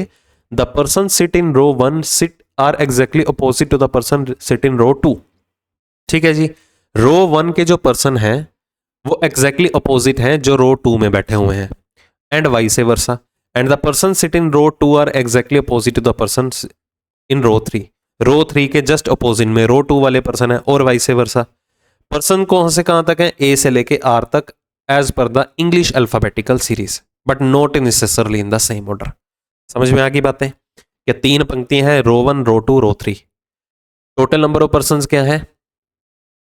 6 पर्सन बैठे हैं हर रो में। रो 1 रो 2 के नॉर्थ में है, रो 2 रो 3 के नॉर्थ में है। सारे के पास सारे पर्सन उत्तर दिशा में देख रहे हैं, नॉर्थ डायरेक्शन में, और सारे के सारे एक दूसरे के अपोजिट भी हैं। चलो सॉल्व करते हैं। कहता है Q sits third to the left of G और Q sits at the extreme and.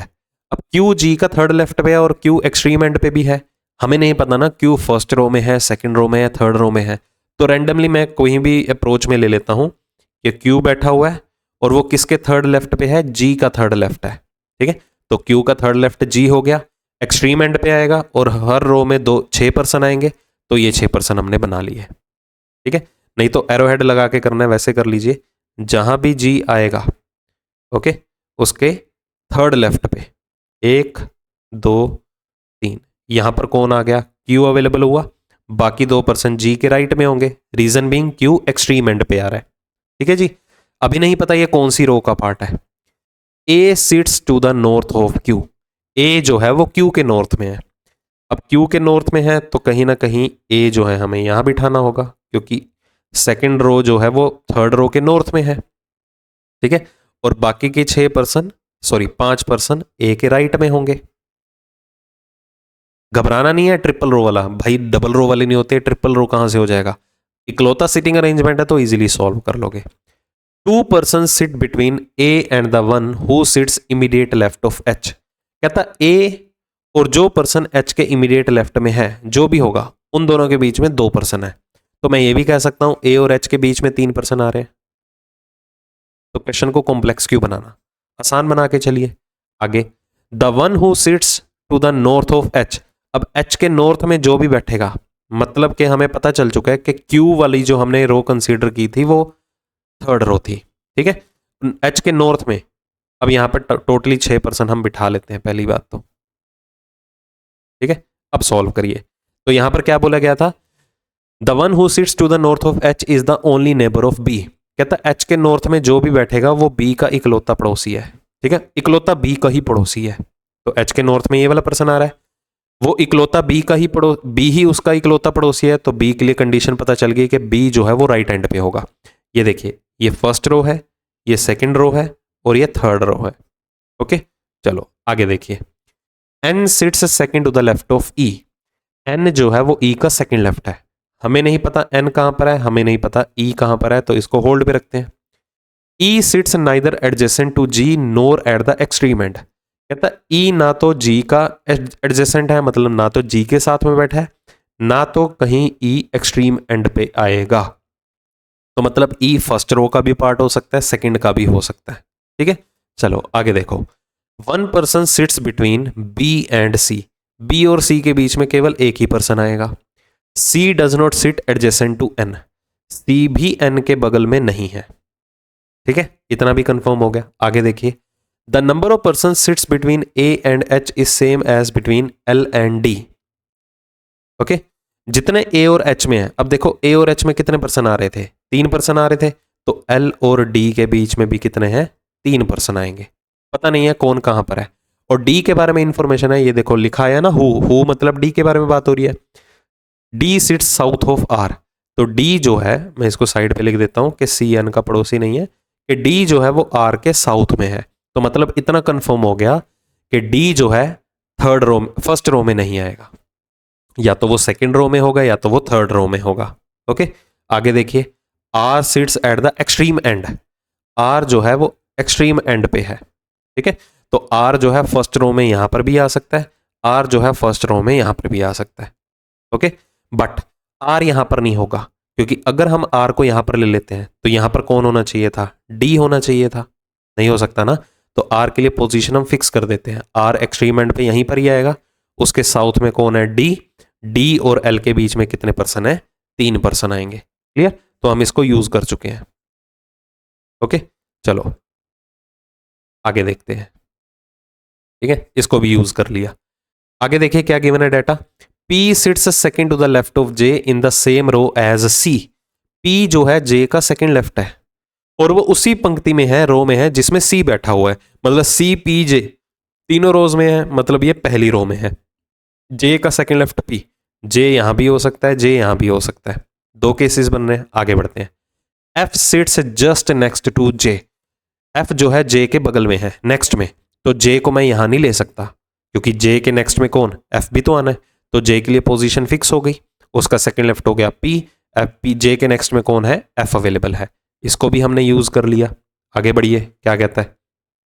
चलो अब आगे हमें इंफॉर्मेशन गिवन है, ये देखो E का सेकंड लेफ्ट कौन था, N, और E G का पड़ोसी भी नहीं है, तो E मैं थर्ड रो में बिठा भी नहीं सकता। तो हमारे पास एक ही केस बचा कि E का सेकंड लेफ्ट कौन हो गया, N, और E एक्सट्रीम एंड पे भी नहीं है, इसको भी यूज कर लिया, इसको भी यूज कर लिया। C N का पड़ोसी नहीं है, ये भी कंक्लूड हो गया। आगे देखिए, O sits to the south east of K। O K का साउथ ईस्ट है, तो अगर मैं K को यहां पर ले लूं, उसके साउथ ईस्ट में कोई जगह नहीं बचती, तो K हमें यहां लेना होगा। ठीक है, तभी तो उसका साउथ ईस्ट यहां पर कौन आ जाएगा, O अवेलेबल होगा। G and I are not neighbours, G और I पड़ोसी नहीं है, तो I यहां पर आ गया, जो पर्सन रह जाएगा यहां पर आ जाएगा। कौन सा पर्सन रह गया है, सोचने की नीड नहीं है, क्वेश्चन में देखेंगे। वैसे एक पर्सन रह गया, A से लेके R तक थे ना, M रह गया, देखो बाकी सारे बैठ चुके हैं, M अभी तक डिस्कस नहीं हुआ था। नहीं तो ढूंढने की भी जरूरत नहीं है, सोचना भी नहीं है कि कौन रह गया, क्वेश्चन के थ्रू पता चल जाएगा। ठीक है, ये 16 कितने 18वां पर्सन कौन सा था। चलो क्वेश्चन के ऊपर आते हैं डायरेक्टली, आसान था। तो क्वेश्चन में अगर आपको अरेंजमेंट ही बनानी हो, सिर्फ और सिर्फ पर्सन ही अरेंज करने हो, तो आप इसे ट्राई करना ही जरूर। ठीक है, अगर टाइम बच जाए तो पहले इसको प्रायोरिटी देना। क्वेश्चन क्या है, how many person sit between Q and the one who sits immediate right of O। O के इमीडिएट राइट मतलब D और Q के बीच में कितने पर्सन है, ये 4 पर्सन आ रहे हैं। ठीक है, 4 पर्सन आ रहे हैं, 4 more than 3 answer. Who among the following sits third to the left of the person who sits an extreme end of the row number 1। कहता है रो नंबर 1 में जो एक्सट्रीम एंड पे बैठा है उसका थर्ड लेफ्ट बताना है कौन है।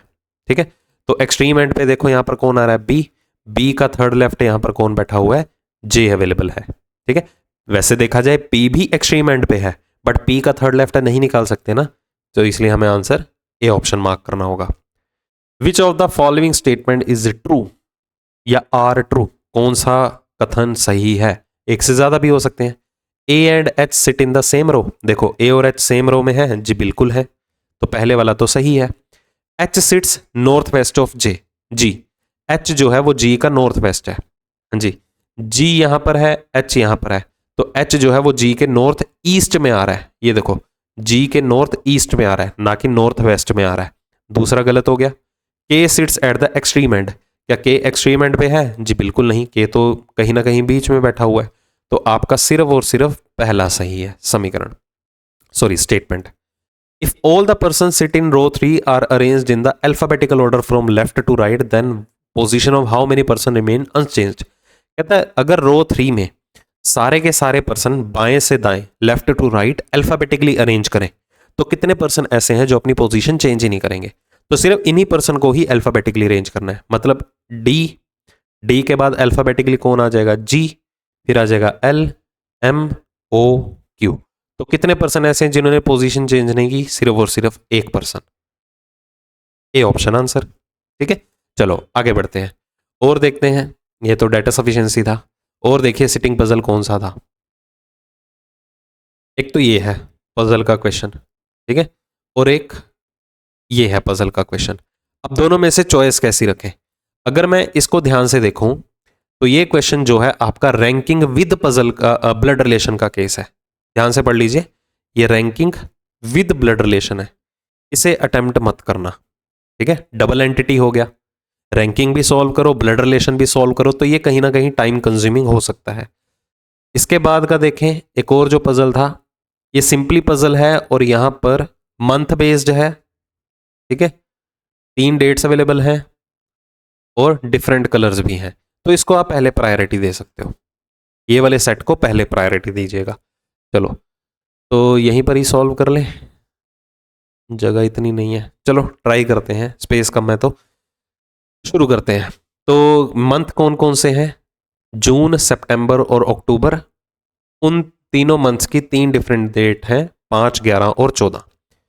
तो 5, 11, 14 3 डिफरेंट डेट है, 3 महीने हैं तो हम इन्हें 3 बार मेंशन कर लेते हैं। ओके, तो ये 3 डिफरेंट डेट हो जाएंगी, इस तरह से टेबल बना देता हूं। ये जून मंथ की हो जाएंगी तीनों डिफरेंट डेट, और ये हो जाएंगी कौन कौन से हैं, सितंबर महीने की हो जाएगी, और ये हो जाएगी अक्टूबर महीने की। ठीक है जी। चलो अब हर पर्सन को डिफरेंट कलर्स भी पसंद है। ओके, डिफरेंट मंथ की डिफरेंट डेट को भी पैदा हुआ है, तो 2 पॉसिबिलिटीज बन सकती हैं, इसलिए हमने डबल कॉलम बना लिया, चाहे तो 3 भी बना सकते हैं, बट डिस्ट्रैक्ट नहीं होना चाहिए माइंड, फुल ऑन कंसंट्रेशन के साथ करना है। चलो अब टेबल बना लिए, पॉसिबिलिटी के लिए डायरेक्टली सॉल्व करते हैं। कहता more than 6 person were born after Q, Q के बाद 6 से ज्यादा पर्सन पैदा हुए थे। 6 से ज्यादा पर्सन मतलब 7 या 8 ही होंगे, इससे ज्यादा तो हो नहीं सकते। ठीक है, तो हमें इतना पता चल गया है कि क्यू जो है, रुकिए एक सेकंड थोड़ा और क्लियर बना देता हूं ताकि आपको समझने में दिक्कत ना आए। ठीक है, ये देखिए, अगर क्यू के बाद 6 से ज्यादा पर्सन पैदा हुए हैं, 6 से ज्यादा या तो 7 हो सकते हैं या तो 8, तो क्यू के लिए पोजीशन फिक्स होगी, क्यू या तो 5 जून को होगा या 11 जून को आएगा, क्योंकि 6 से ज्यादा मतलब 7 या 8 ही होंगे, 9 तो हो ही नहीं सकते क्योंकि ओवरऑल पर्सन ही 9 है। आगे, the number of person born after before Q is same as the number of person were born between Q and the one who likes green. अब ये इंफॉर्मेशन कहता है कि जितने नंबर ऑफ पर्सन क्यू से पहले पैदा हुए थे, ठीक है, वो सेम है जितने नंबर ऑफ पर्सन क्यू और ग्रीन कलर पसंद करने वाले के बीच में पैदा हुए थे। अगर मैं पहले केस की बात करूं, ये देखिए क्यू से पहले कोई भी नहीं आ रहा, तो क्यू और ग्रीन कलर पसंद करने वाले पर्सन के बीच में भी कोई नहीं आएगा। यहां पर देखें तो क्यू से पहले एक पर्सन पैदा हुआ है, तो क्यू और ग्रीन कलर पसंद करने वाले पर्सन के बीच में भी एक ही पर्सन आएगा। ठीक है, चलो दोनों कंडीशंस हो गई, आगे पढ़िए। 2 persons were born between the one who likes green and purple, green और पर्पल कलर पसंद करने वाले पर्सन के बीच में 2 पर्सन पैदा हुए थे। अगर ग्रीन यहां पर है तो पर्पल 5 जून को भी आ सकता है, पर्पल कलर 5 अक्टूबर को भी हो सकता है। ठीक है, तो ये इंफॉर्मेशन मैं होल्ड पे रखता हूं दूसरे केस के लिए कि ग्रीन और पर्पल के बीच में 2 का गैप होगा। Got it. आगे, W likes red and was born before the one who likes green but not just before। कहता है W को रेड कलर पसंद है और वो ग्रीन कलर पसंद करने वाले से पहला पैदा हुआ है, बट जस्ट पहले नहीं। अगर जस्ट पहले नहीं तो ग्रीन से पहले तो सिर्फ एक ही पोजीशन है, तो मतलब कि ये वाला केस तो खत्म। अब W को कहां अरेंज करेंगे? ठीक है, तो हमारे पास एक ही केस बचा, ये वाला, ग्रीन से जस्ट पहले W ने नहीं आना। ठीक है, वो W जो है वो ग्रीन से पहले तो आएगा बट जस्ट पहले नहीं है, तो W से रिलेटेड एक ही केस बचा, ये वाला, और ग्रीन और पर्पल के बीच में 2 का गैप था, तो पर्पल कलर यहां पर आ जाएगा। हमारा सिर्फ एक ही केस अभी रनिंग में है, इसको इग्नोर कर दो। आगे देखिए, the one who likes white was born just before S। S से जस्ट पहले कौन सा पर्सन आया था या पैदा हुआ था जिसको व्हाइट कलर पसंद है? एंड आया तो किसकी बात हो रही है? The one who likes white. And just after the one who likes pink, और जिस पर्सन को पिंक कलर पसंद था जस्ट उसके बाद में पैदा हुआ। मैं रिपीट कर देता हूं, जिस पर्सन को व्हाइट कलर पसंद था वो एस के जस्ट पहले और पिंक के जस्ट बाद में आएगा। तो पिंक, व्हाइट और एस, मतलब मैं कह सकता हूं पिंक और व्हाइट दोनों के लिए कंसेक्यूटिव प्लेसेस अवेलेबल होने चाहिए, तो या तो वो 11 और 14 जून को आएंगे या तो वो आ जाएंगे 11 और 14 सितंबर को। इसके अलावा उनको बिठाने के लिए कोई भी प्लेसेस अवेलेबल नहीं होंगे। अब आप कहेंगे 11 और 14 अक्टूबर तो हो सकते हैं, नहीं होंगे, क्योंकि अगर पिंक और व्हाइट यहां अरेंज कर देते हो, व्हाइट के जस्ट बाद एस ने भी तो आना है, आगे देखिए, S does not like green, S को ग्रीन नहीं पसंद, तो मतलब एस अगर यहां पर नहीं आएगा तो हमें पता चल चुका है कि पिंक कलर यहां पर आएगा, वाइट कलर वाला पर्सन यहां पर आएगा, और उसके जस्ट बाद किसने आना है, एस ने। तो हमारा ये वाला पोर्शन भी यूज हो चुका है। आगे देखिए, P was born just before the one who likes peach, जिस पर्सन को पीच कलर पसंद था उसके जस्ट पहले पी पैदा हुआ था। अब पीच कलर देखिए 14 अक्टूबर को भी आ सकता है, ठीक है, और पीच कलर कहीं आ सकता है नहीं। अगर पीच यहां लेंगे जस्ट पहले तो पी होना चाहिए, ऑलरेडी क्यू आ रहा है, तो पीच कलर के लिए सिर्फ एक ही कंडीशन रही, ये वाली, क्योंकि अगर पीच कलर हम यहां पर भी मेंशन करते हैं तो जस्ट पहले पी ने आना था। ओके, तो सिर्फ एक ही केस बचा पी और पीच कलर को अरेंज करने के लिए। बी लाइक्स येलो, बी को अगर येलो कलर पसंद है तो दोनों कॉम्बिनेशन एक साथ आएंगे, तो इसके अलावा कोई ऑल्टरनेट भी नहीं है। ओके, चलो इसको भी यूज कर लिया था। The number of person born were born between B and T as same as the number of person born between T and D. कहते हैं जितने पी बी और टी में पैदा हुए थे उतने ही टी और डी में भी पैदा हुए थे। अब दोनों में कॉमन पर्सन कौन है, टी, मतलब टी जो है वो बी और डी के मिडल में आएगा। ठीक है, बी और टी के कहाँ आएगा, मिडल में आएगा। इतना ध्यान रखिएगा, क्योंकि ये बहुत बार आपने यूज किया होगा। प्री के टाइम पे जो हमने प्रैक्टिस सेट्स लिए थे उसमें भी ये एक दो बार यूज हुआ है, तो मैंने आपको ये क्लियर किया हुआ है पॉइंट। ठीक है, मेंस के जो मिनी मॉक्स बनाए हैं उसमें भी ये यूज हुआ है, तो ये मैं डिटेल में अब नहीं बताऊंगा, उम्मीद करता हूं कि आपको आता होगा। R was born before D, R D से पहले पैदा हुआ है, चलो ये भी लिख देते हैं कि आर डी से पहले पैदा हुआ है। अब देखो बी टी और डी, अगर टी बी और डी के बिल्कुल मिडल में है, ठीक है, तो हाँ आ सकता है। अभी आर डी से पहले पैदा हुआ है। The number of person were born between R and the one who likes black, R and the one who likes black, ठीक है, जितने भी पर्सन पैदा हुए थे वो सेम थे। The number of person born between R and the one who likes magenta, वो सेम थे जो आर और मेजेंटा पसंद करने वाले पर्सन के बीच में पैदा हुए। मतलब मैं ये कह सकता हूं कि ब्लैक और मेजेंटा के जस्ट मिडल में कौन आएगा, आर अवेलेबल होगा, क्योंकि यहां पर भी कॉमन पर्सन आर निकल के आया। अब मुझे एक बात बताओ, मेजेंटा और ब्लैक कलर को अरेंज करने के लिए ये दो पोजीशन बची, तो अगर मेजेंटा 11 जून को है तो 11 अक्टूबर को ब्लैक आ जाएगा, अगर 11 अक्टूबर को मेजेंटा है तो 11 जून को ब्लैक आ जाएगा। तो इन दोनों का मिडल देखो, 1 2 3 4 5, इन दोनों का मिडल मतलब आर यहां पर आएगा। समझ आ गई ये बात? चलो आगे बढ़ते हैं। X was born after the one who likes black, X उस महीने दिन पैदा हुआ है, किस दिन, ब्लैक के बाद। तो ब्लैक के बाद किसने आना है, एक्स ने आना है। तो ब्लैक देखिए अभी कहीं भी हो सकता है। चलो तो ये वाला केस हमने यूज कर लिया था, आर डी से पहले पैदा हुआ है। तो अगर मैं डी को यहां मेंशन कर लेता हूं, देखो मैं पेन डिफरेंट यूज कर लेता हूं, अगर मैं डी को यहां कंसीडर करता हूं, ठीक है, ये लो, अगर मैं डी को यहां मेंशन करता हूं तो बी और डी के एग्जैक्टली मिडल में कौन था, टी। तो बी और डी के एग्जैक्टली मिडल में टी आ सकता है, नहीं, क्योंकि यहां पर पी और बी और टी में कोई गैप नहीं है, टी और डी में एक का गैप होगा। तो डी हमें यहां प्लेस करना होगा, बी और डी का एग्जैक्टली मिडल निकालो, 1 2 3 4 5, टी यहां पर आएगा, और ये पोजीशन एक्स के लिए रही।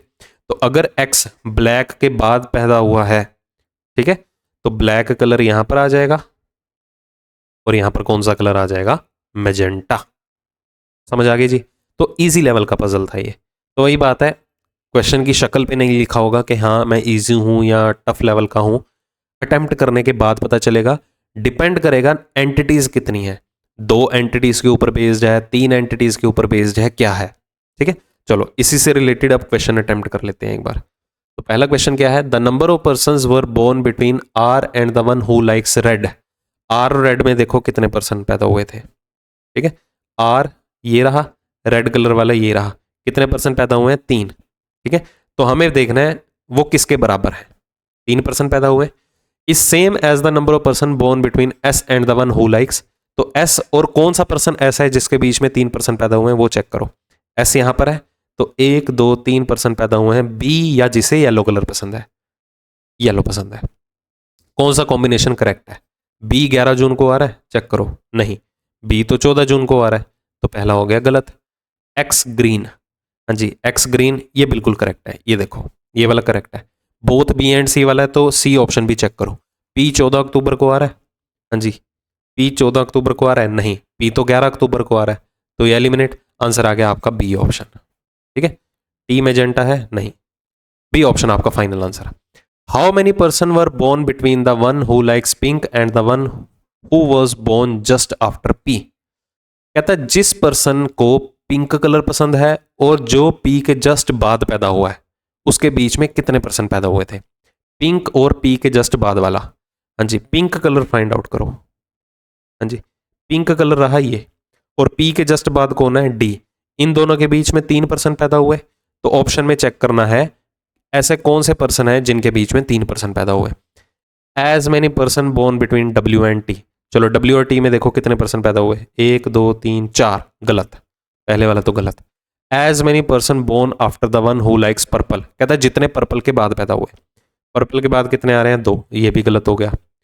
As many person were born between Q and the one who likes pink, Q और पिंक में देखो कितने हैं, क्यू यहाँ पर है 1 2, इसमें भी 2% पैदा हुए हैं, हमें तो 3 चाहिए थे, ये भी गलत, तो आंसर आ जाएगा नन ऑफ दीज, इनमें से कोई है ही नहीं। ठीक है, पी के जस्ट बाद पूछा था ना, और पिंक, हाँ बिल्कुल ठीक है, 3% गिवन ऑप्शन में कहीं भी नहीं आ रहे थे। Which of the following statement is true, कौन सा स्टेटमेंट सही है। S was born in the month having odd number of days, S उस महीने में पैदा हुआ है जिसमें ओड नंबर ऑफ डेज है। ठीक है, एस देखो कौन से महीने में पैदा हुआ है, अक्टूबर में, ओड नंबर ऑफ डेज है 31, ठीक है पहला। W was not born before T, क्या देखो डब्ल्यू टी से पहले पैदा हुआ है, जी बिल्कुल ठीक है। ठीक है, ये कहता नहीं पैदा हुआ है, ये तो गलत हो गया। पी लाइक्स मेजेंटा, क्या पी को मेजेंटा पसंद है, जी बिल्कुल ठीक है, तो इसमें आपका पहला भी ठीक है और तीसरा भी ठीक है, इसलिए आंसर का मार्क करेंगे A option, both 1 and 3। Got it. चलो अब इसके अलावा हमारे पास एक ही क्वेश्चन रहा, blood relation with ranking. Video pause कीजिए और सॉल्व करके देखिए, अगर इस लेवल तक आप पहुंच पाए तो ही अटेम्प्ट करना, अदरवाइज इग्नोर करके चलो, क्योंकि बहुत ही कम चांसेस हैं कि 50 के 50 क्वेश्चन आपके मेंस के एग्जाम में किसी के अटेम्प्ट हों फुल्ली। अगर ऐसा ही लेवल रहा तो टाइम कंज्यूमिंग हो जाता है ना। ठीक है, मैं ऐसा नहीं कहता कि किसी के भी नहीं होंगे, बट ऐसे क्वेश्चन को लास्ट में पिक करना। ओके, चलो ये हिंदी लैंग्वेज में है, पॉज करो और अटेम्प्ट करो। अब इसको अटेम्प्ट करने का मैं आपको एक डायरेक्टली एक तरीका बता देता हूं। जब भी सिटिंग और पजल रहे, पजल विद ब्लड रिलेशन रहे, सिटिंग विद ब्लड रिलेशन रहे, तो कोशिश करना कि एक चीज को पहले अप्रोच में लेना, या तो सिटिंग को या ब्लड रिलेशन को, या पजल को या ब्लड रिलेशन को। जैसे यहां पर रैंकिंग का ब्लड रिलेशन का साथ केस है, अब दोनों चीजों को साइमल्टेनियसली यूज कर सकते हो, बट जो चीज के ज्यादा इंफॉर्मेशन गिवन हो ना, उसको पहले प्रायोरिटी दे देना। ऐसे ही सिटिंग विद ब्लड रिलेशन के साथ करना है, ऐसे ही पजल विद ब्लड रिलेशन के साथ करना है। ठीक है, जैसे कि यहां पर गिवन है डाटा, कहता 8 पर्सन है, each person get different salary, हर एक को अलग अलग सैलरी मिलती है। The one who is the sister in law of U, अब देखो यहां से ब्लड रिलेशन स्टार्ट हो गया, तो हम साइमल्टेनियसली क्या करेंगे, रैंकिंग का भी केस देख लेंगे, अगर कुछ इंफॉर्मेशन यूज हुई तो ठीक, नहीं तो हम पहले क्या करेंगे, ब्लड रिलेशन सॉल्व करेंगे, उसके बाद रैंकिंग के ऊपर आएंगे।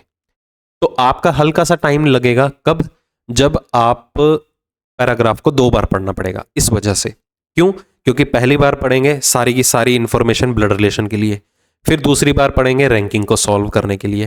ठीक है, तो चांसेस आर रेयर कि आपका दोनों चीजें साइमल्टेनियसली मिलते रहें, वो बहुत ही इजी लेवल का केस माना जाएगा, तो उम्मीद कम है कि आपको मेंस में जाके इतना इजी लेवल का क्वेश्चन आए। ठीक है, तो ध्यान से देखिए सॉल्व कैसे होगा। कहता the one who is the sister in law of you, तो मुझे इतना पता चल चुका है कि यू की सिस्टर इन लॉ बनेगी। अब सिस्टर इन लॉ बनाने के अलग अलग तरीके हैं, यू का ब्रदर की वाइफ सिस्टर इन लॉ बन सकती है, या यू का कोई भी हस्बैंड या वाइफ है, आगे उसकी सिस्टर है तो भी सिस्टर इन लॉ बन सकती है। मल्टीपल वेज हो गए ना, तो मुझे इतना क्लियर हो गया कि यू की सिस्टर इन लॉ बनेगी। Get more salary than L, ठीक है, मतलब इतना क्लियर हो गया यू की सिस्टर इन लॉ एल नहीं हो सकती। क्यों, क्योंकि जो यू की सिस्टर इन लॉ है वो एल से ज्यादा सैलरी लेती है, तो यू की सिस्टर इन लॉ एल कहां से हो जाएगी। You is having only one sibling, you का सिर्फ और सिर्फ इकलौता एक ही सिबलिंग है, ब्रदर सिस्टर कोई भी हो सकता है, एंड यू इज अनमैरिड, तो हमारे पास केस क्लियर हो गया कि यू की सिस्टर इन लॉ कैसे बनेगी, यू के ब्रदर की वाइफ, ठीक है। और ये कौन है, ये एल नहीं है, क्यों, क्योंकि यू की जो सिस्टर इन लॉ है वो एल से ज्यादा सैलरी लेती है ना, तो यू की सिस्टर इन लॉ एल नहीं हो सकती, ठीक है। और यू अनमैरिड भी है, ये भी बोल दिया गया था, बट यू का जेंडर नहीं पता अभी तक। आगे देखिए, S is the mother in law of N, S जो है वो एन की मदर इन लॉ है। अब हमें देखिए एन का जेंडर नहीं पता, ठीक है, उसकी मदर इन लॉ कौन हुई यहां पर, एस, होल्ड पे रख देते हैं। उसके बाद only 2 persons are getting more salary than the daughter in law of Q, कहता जो क्यू की डॉटर इन लॉ है, हमें नहीं पता क्यू की डॉटर इन लॉ कौन है, ठीक है, उसके सन की वाइफ होगी। जो भी क्यू की डॉटर इन लॉ बनी, ठीक है, जो भी बनेगी वो क्या है, उससे ज्यादा सिर्फ 2 ही पर्सन ऐसे हैं जो ज्यादा सैलरी लेते हैं, ठीक है। तो क्यू की डॉटर इन लॉ यहां पर आएगी, बट पता ही नहीं है भाई कौन है, तो अभी ब्लड रिलेशन की तरफ ही फोकस कर लो। आगे देखिए, P is the father of L, P जो है वो किसका फादर है, L का फादर है। चलो, P is the father of L, L who gets lesser salary than P, L की सैलरी P से कम है, ठीक है, इसको होल्ड पे रखते हैं। अभी हम ब्लड रिलेशन के ऊपर फोकस करेंगे, ब्लड रिलेशन वाली उठाओ। The one who is the son of Q, अब देखो Q का सन भी है, मतलब Q का सन, इसकी बात की जा रही होगी, तो जितना हो सके उतना कॉम्पैक्ट सोचना है। हमारे पास यहां पर ये डाउट भी आ सकता है, क्या पता Q के 2 बेटे हों, ठीक है। चलो आगे मान लेते हैं, the one who is the son of Q gets less salary than his spouse, ठीक है। अब देखो, कहता Q का जो बेटा है वो अपनी स्पाउस से मतलब अपनी पत्नी से कम सैलरी लेता है। अब देखो Q का सन भी डिफाइंड है, उसके सन की वाइफ भी डिफाइंड है, तो ऑब्वियस ही बात है Q का यही वो सन है जिसके बारे में बात हो रही होगी, एज्यूम करके चल सकते हो। आगे देखिए क्या गिवन है, कहता है the one who gets the second lowest salary gets 14,000, कहता है जिसकी दूसरी सबसे कम सैलरी है वो कितनी है, 14,000 है। आगे क्या है, which is 1/5 of the one who gets the second highest salary. अब जो 14,000 सैलरी ले रहा था ना, वो 1/5 था किसका, जिसकी दूसरी सबसे ज्यादा सैलरी है। अगर ये 1/5 है तो इसकी 5 गुना, मतलब 70,000 सैलरी वाला कौन सा पर्सन होगा जो सेकंड हाईएस्ट सैलरी ले रहा होगा। आगे देखिए, the one who is the spouse of T's mother in law gets the highest salary, कहता है जो टी की मदर इन लॉ का स्पाउस है। अब टी की मदर इन लॉ का स्पाउस की अगर हम बात करें, ये देखो टी की मदर इन लॉ, इसका स्पाउस मतलब इसका हस्बैंड, मतलब टी का जो फादर इन लॉ है, इनडायरेक्टली ये बात की जा रही है कि टी का जो फादर इन लॉ है उसकी सबसे ज्यादा सैलरी है, ठीक है। तो यहां पर आ जाएगा टी का फादर इन लॉ, भाई पता ही नहीं है कौन है टी का फादर इन लॉ, तो कैसे मेंशन कर दें यहां पर। आगे बढ़िए, T is the daughter of S. अब देखो टी किसकी डॉटर है, एस की, मतलब टी एक फीमेल पर्सन है। अब एस यहां पर ऑलरेडी डिफाइंड था, तो यहां पर ड्रॉ कर दो, T is the daughter of S, ठीक है। अब एस के, ये देखो कोई चाइल्ड है, उसका हस्बैंड है, वाइफ भी बनाना है, एन और ओ को हमें अभी मेंशन करना है, क्योंकि हमें नहीं पता कि एन ही टी का हस्बैंड है, क्या पता टी का कोई सिबलिंग हो आगे, उसका भी तो स्पाउस हो सकता है एन। आगे देखिए, T is the daughter of S and does not have any brother, तो टी के बारे में इंफॉर्मेशन है कि टी का कोई भाई नहीं है, ये ध्यान में रखना कि टी का कोई भी ब्रदर नहीं है। तो मैं कह सकता हूं क्या पता ये टी की सिस्टर हो, आगे उसका हस्बैंड हो। एक ही कंक्लूजन निकला ना, क्योंकि टी का अगर कोई भाई नहीं है तो एस का सन इन लॉ या डॉटर इन लॉ तो होगा ना एन, क्योंकि हमें ऐड ऑन करके रखा हुआ था पहले, ये मेंशन था। तो इतना क्लियर हो गया, अगर टी की कोई भी ब्रदर नहीं है तो मतलब टी की सिस्टर होगी या टी ये खुद होगी, मतलब आफ्टर ऑल एन जो है वो तो बनेगा मेल पर्सन ही ना। चलो इस पॉइंट को भी होल्ड पे रख दिया। कहता N is the brother in law of L, N जो है वो एल का ब्रदर इन लॉ है। अब एल का ब्रदर इन लॉ एन अगर हमें ड्रॉ करना है, ये देखो एन ब्रदर इन लॉ है, अभी तो कंक्लूड किया था। अब एल का ब्रदर इन लॉ अगर हमें इसे कंसीडर करना भी है, ठीक है, तो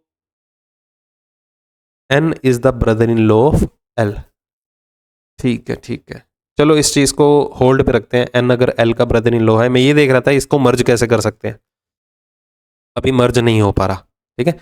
तो N is the brother in law of L, L who is having only one sibling, L का सिर्फ और सिर्फ एक ही सिबलिंग है, ठीक है।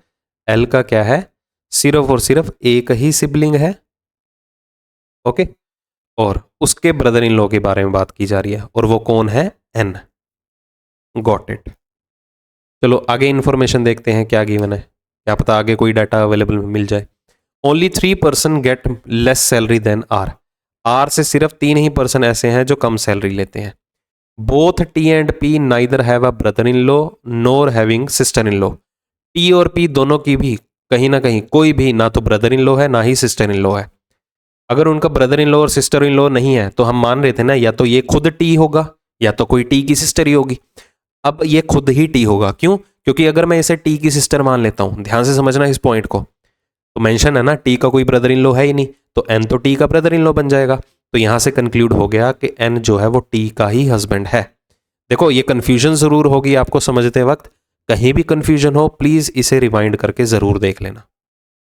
ओके चलो, तो यहां पर टी का हस्बैंड कौन है, एन। तो टी का हस्बैंड ये है एन, यहां पर ऐड ऑन करना है।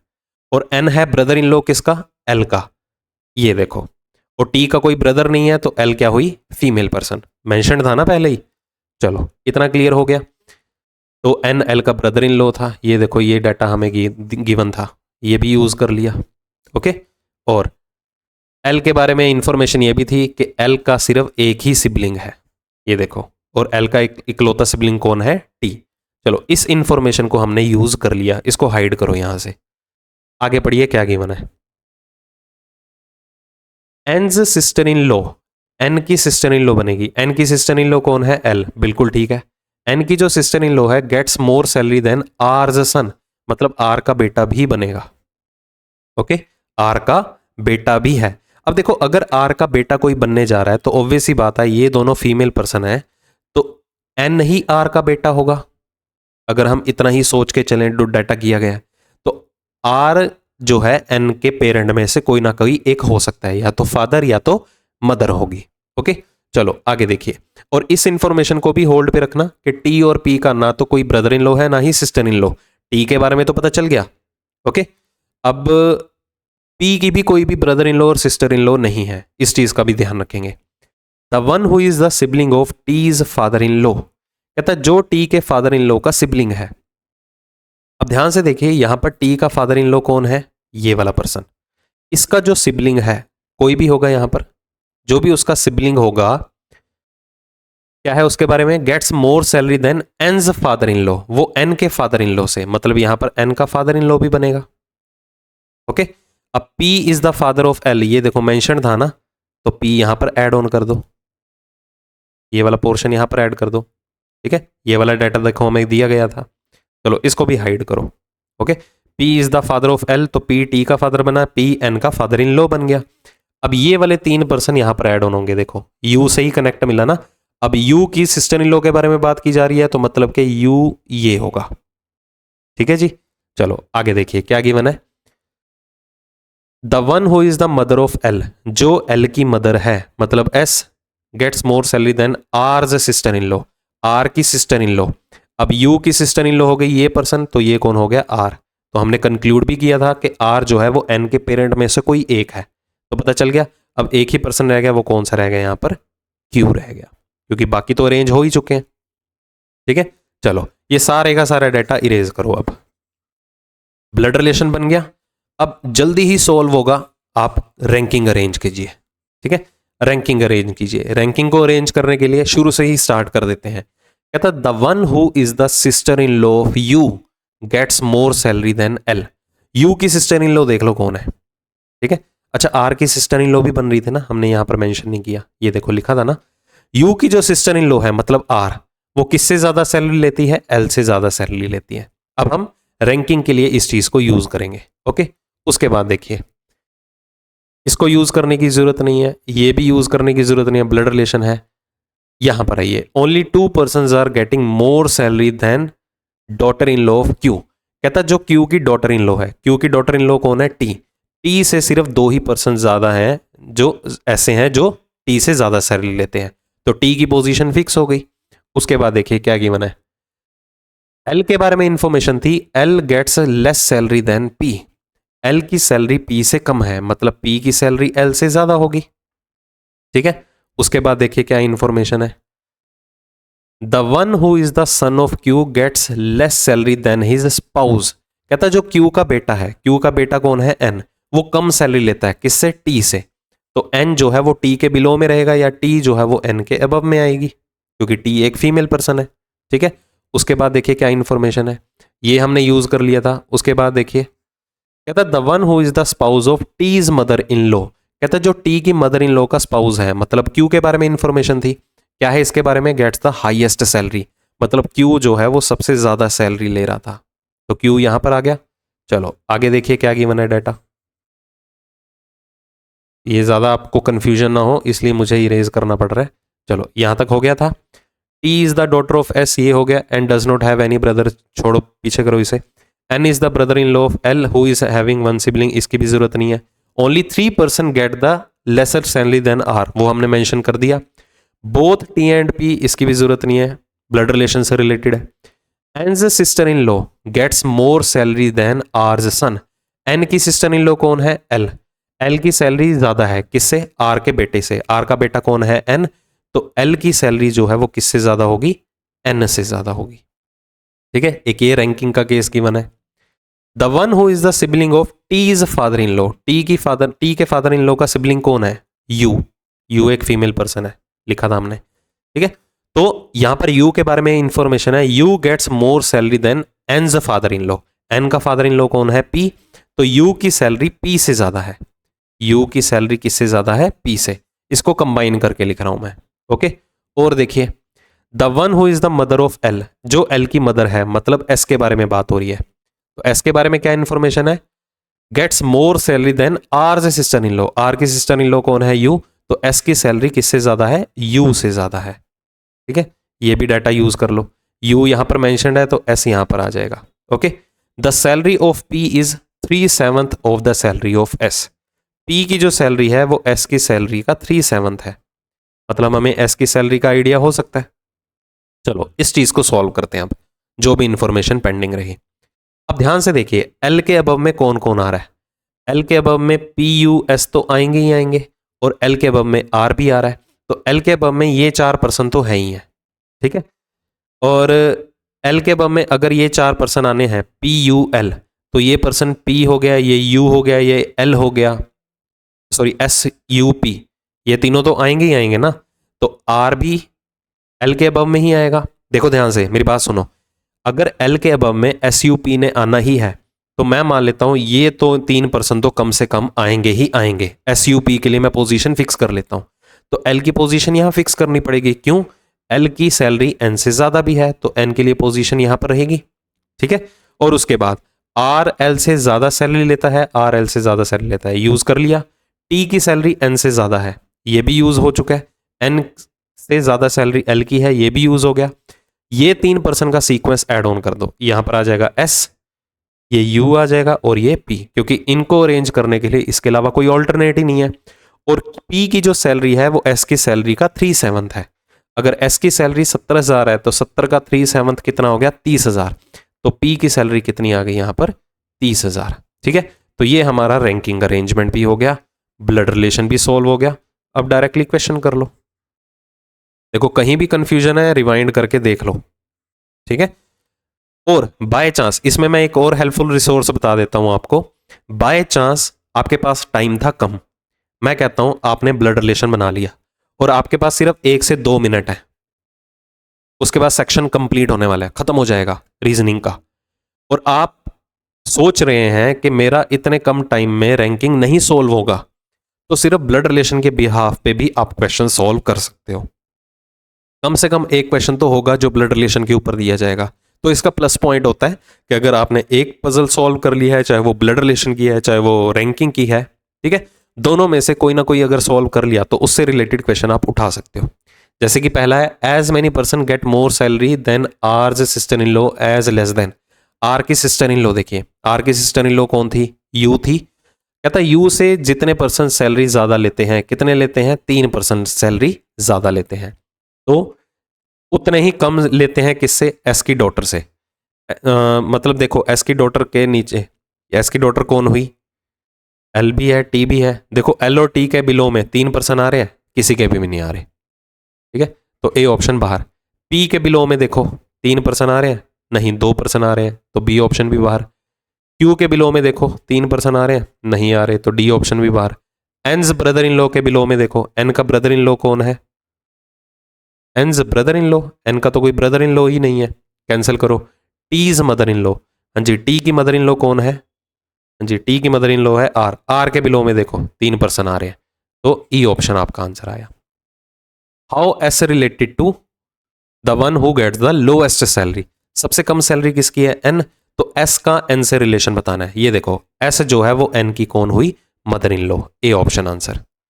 If the average salary of N's aunt and T's sibling, N की आंट ढूंढो पहले तो, ठीक है, एन की आंट कौन है? यू, और टी का सिबलिंग कौन है? टी का सिबलिंग है एल। अगर इनकी एवरेज सैलरी की बात हो रही है equal to the salary of N's father, ठीक है, अगर इन दोनों की एवरेज सैलरी एन की सैलरी के, एन के फादर की सैलरी के बराबर है, एन का फादर कौन है यहां पर? क्यू, मतलब इन दोनों की एवरेज सैलरी जो है, ठीक है, वो क्यू के बराबर है। दोनों की एवरेज सैलरी, दोनों की एवरेज मतलब यू प्लस एल की सैलरी का डिवाइडेड बाय 2, एवरेज सैलरी तभी निकलेगी। N's father in law, sorry, N का फादर इन लॉ कौन है? पी, तो हमें पी के बारे में इंफॉर्मेशन दी गई है, ठीक है, तो मतलब इन दोनों की सैलरी की जो एवरेज सैलरी है वो एन के फादर इन लॉ, एन का फादर है पी, तो पी की सैलरी हमें कितनी गिवन थी? 30,000, तो इनकी एवरेज सैलरी जो है वो 30,000 के बराबर है। Then what may be the sum of the salary of N's aunt and R, ये क्या हुई? एन की आंट और आर की सैलरी का बताओ क्या सम होगा? एन की आंट कौन है? हाँ जी, एन की आंट यू, और आर की सैलरी का सम बताना है। एन की आंट यू और आर की सैलरी का सम बताना है, कितना हो सकता है? यू और एल मिलके कितना बना रहे हैं? 30,000, तो यहां पर हमें यू की सैलरी का पता चल जाएगा क्योंकि एल की सैलरी कितनी है? 14,000, ठीक है, तो यू की सैलरी यहां से कितनी आ जाएगी? 60 माइनस 14, दैट इज 46,000, तो यू की सैलरी आ गई 46,000। ओके, तो आर की सैलरी देखो, अब देखो ध्यान से, अब आर की सैलरी मुझे इतना कंफर्म हो गया वो 30,000 से ऊपर होगी और 46 से नीचे होगी। ओके, तो इन दोनों के जो सैलरी का जोड़ होगा वो 76,000 से ऊपर ही होगा, 76,000 से ऊपर होगा। अब यू की सैलरी 46,000 है, तो आर की सैलरी 46 से कम ही होगी। मैं बेयर मिनिमम मान लेता हूं 45,000, तो 45 और 46 कितने हो गए? 91। तो मतलब के जो आर की सैलरी और यू की सैलरी को जोड़ होगा वो 76 और 91 के इन बिटवीन एग्जिस्ट करेगा। समझ में आ गई बात? वो किस किस के बीच में एग्जिस्ट करेगा? 76 और 91,000 के बीच में। ऑप्शन चेक करो, 76 और 91,000 के बीच में किसकी सैलरी है? 76 और 91,000, सिर्फ और सिर्फ सी ऑप्शन ही आपका आंसर है। इसके अलावा आप कोई ऑप्ट ही नहीं कर सकते। ये 92,000 हो गई, 91,000 से ज्यादा है, क्योंकि मैं मिनिमम टू मिनिमम आर की सैलरी मान लेता हूं 40,000 भी है, ठीक है, बराबर तो वैसे हो नहीं सकती, 45,000 होगी, तो अगर मैं 45 इसकी मान लूं, 46 इसकी मान लूं, तो 91,000 तो यही मना रहे हैं टोटल ओवरऑल। ओके, हो गया। चलो अगला, if Q gets 2 times the sum of the salary of T's father, अगर क्यू की सैलरी टी के फादर से 2 गुना ज्यादा है, टी का फादर कौन है? पी, ठीक है, तो किसकी सैलरी है? क्यू की सैलरी, क्यू की सैलरी टी के फादर से 2 गुना ज्यादा है, टी का फादर है पी, तो क्यू की सैलरी 30,000 का डबल, मतलब कि कितना हो गया? 60,000। कंडीशन दे रहा है, ठीक है, and N's sister in law, sum of the salaries of T's father. क्या हो रहा है मुझे आज? दिमाग बिल्कुल डेड है, ठीक है, ध्यान से सुनो। कहता क्यू की जो सैलरी है वो किसके बराबर है? टी के फादर, ठीक है, और एन की सिस्टर इन लॉ के जो सैलरी का जोड़ है। टी का फादर कौन है? पी, यहां पर टी का फादर कौन है? पी, और एन की सिस्टर इन लॉ कौन है? एल। इन दोनों के सम का डबल है, मतलब कि 44,000 का डबल कर दो, कितनी होगी? 88,000। तो क्यू की सैलरी कितनी होगी? 88,000। Okay, what is the difference between Q and S? Q और एस के बीच में सैलरी का डिफरेंस बताओ, कितने का आ रहा है? 18,000 का डिफरेंस। तो क्वेश्चन में ही कॉम्प्लेक्स किया गया है, आपको थोड़ा टाइम कंज्यूमिंग बनाया गया, ठीक है। खैर चलो, अगर आपको टफ लग रहा है तो सभी के लिए टफ होगा, ऐसा तो नहीं है अकेले एग्जामिनर ने आपके साथ ही पार्शियलिटी की है। तो वैसे ये लेवल रहेगा, जितना हो सकता था मैंने लेवल के हिसाब से, अगर कोई भी क्वेश्चन का नेचर आया, सिटिंग में आया, पजल में आया, और वो किस लेवल तक का जा सकता है वो मैंने कन्वे कर दिया। अब मैंने पूरे कंप्लीट 50 क्वेश्चन का सेट नहीं रखा। अब मैं आपको बता देता हूँ कौन कौन सा एक्सपेक्टेड है, आ सकता है आपको। जैसे कि यहाँ पर मैंने पजल कितने 2 गिवन किए हैं, सिटिंग अरेंजमेंट 1 गिवन किया, आपको सिटिंग अरेंजमेंट 2 आ सकते हैं। मतलब ये मान के चलिए 2 सिटिंग अरेंजमेंट और 2 पजल, मतलब 4 सेट्स तो सिटिंग पजल के रहेंगे। और कहीं ना कहीं 5 का सेट आपको क्रिटिकल रीजनिंग आ सकता है, जिसमें आप कोर्स ऑफ एक्शन, एजम्पशन वगैरह देखते हैं, ठीक है, क्रिटिकल रीजनिंग का आ सकता है। और कहीं ना कहीं जैसे मैंने यहाँ पर आपको 3 या 4 क्वेश्चन दिए हैं डाटा सफिशिएंसी के, 5 का सेट आ सकता है। सिलोजिज्म और इनइक्वालिटीज थोड़ा आपको हाई लेवल का आ सकता है। तो ये टाइप्स ऐसी हैं जो मैंने अभी स्किप की हैं, बट आने के पूरे पूरे चांसेस हैं। ये तो आपको अब आफ्टर ऑल आता ही है, बहुत ही जगह पर आपने अटेम्प्ट भी किए होंगे, प्रैक्टिस भी अच्छी खासी हो रखी। रिवर्स सिलोजिज्म नहीं आएगा फॉर श्योर, अगर ये आया तो कोड्स के बिहाफ पे आएगा, इससे ज़्यादा नहीं। तो उम्मीद करता हूँ चीज़ें क्लियर होंगी, पेपर को अटेम्प्ट करने का नज़रिया आपको समझ में आ गया होगा, कौन सा अटेम्प्ट करना है, कौन सा अवॉइड करके चलना है। तो इसी तरह हम आगे भी कंटिन्यू करेंगे, बट ऑल दी बेस्ट इस एग्ज़ाम के लिए, अच्छे से दे के आइएगा। और जो भी आपके अटेम्प्ट होंगे तो प्लीज़ मुझे कमेंट सेक्शन में ज़रूर बताइएगा। ओके, तो जल्दी ही मिलेंगे फिर एक और बेहतरीन सेशन के साथ। तब तक के लिए good luck and all the very best, take care.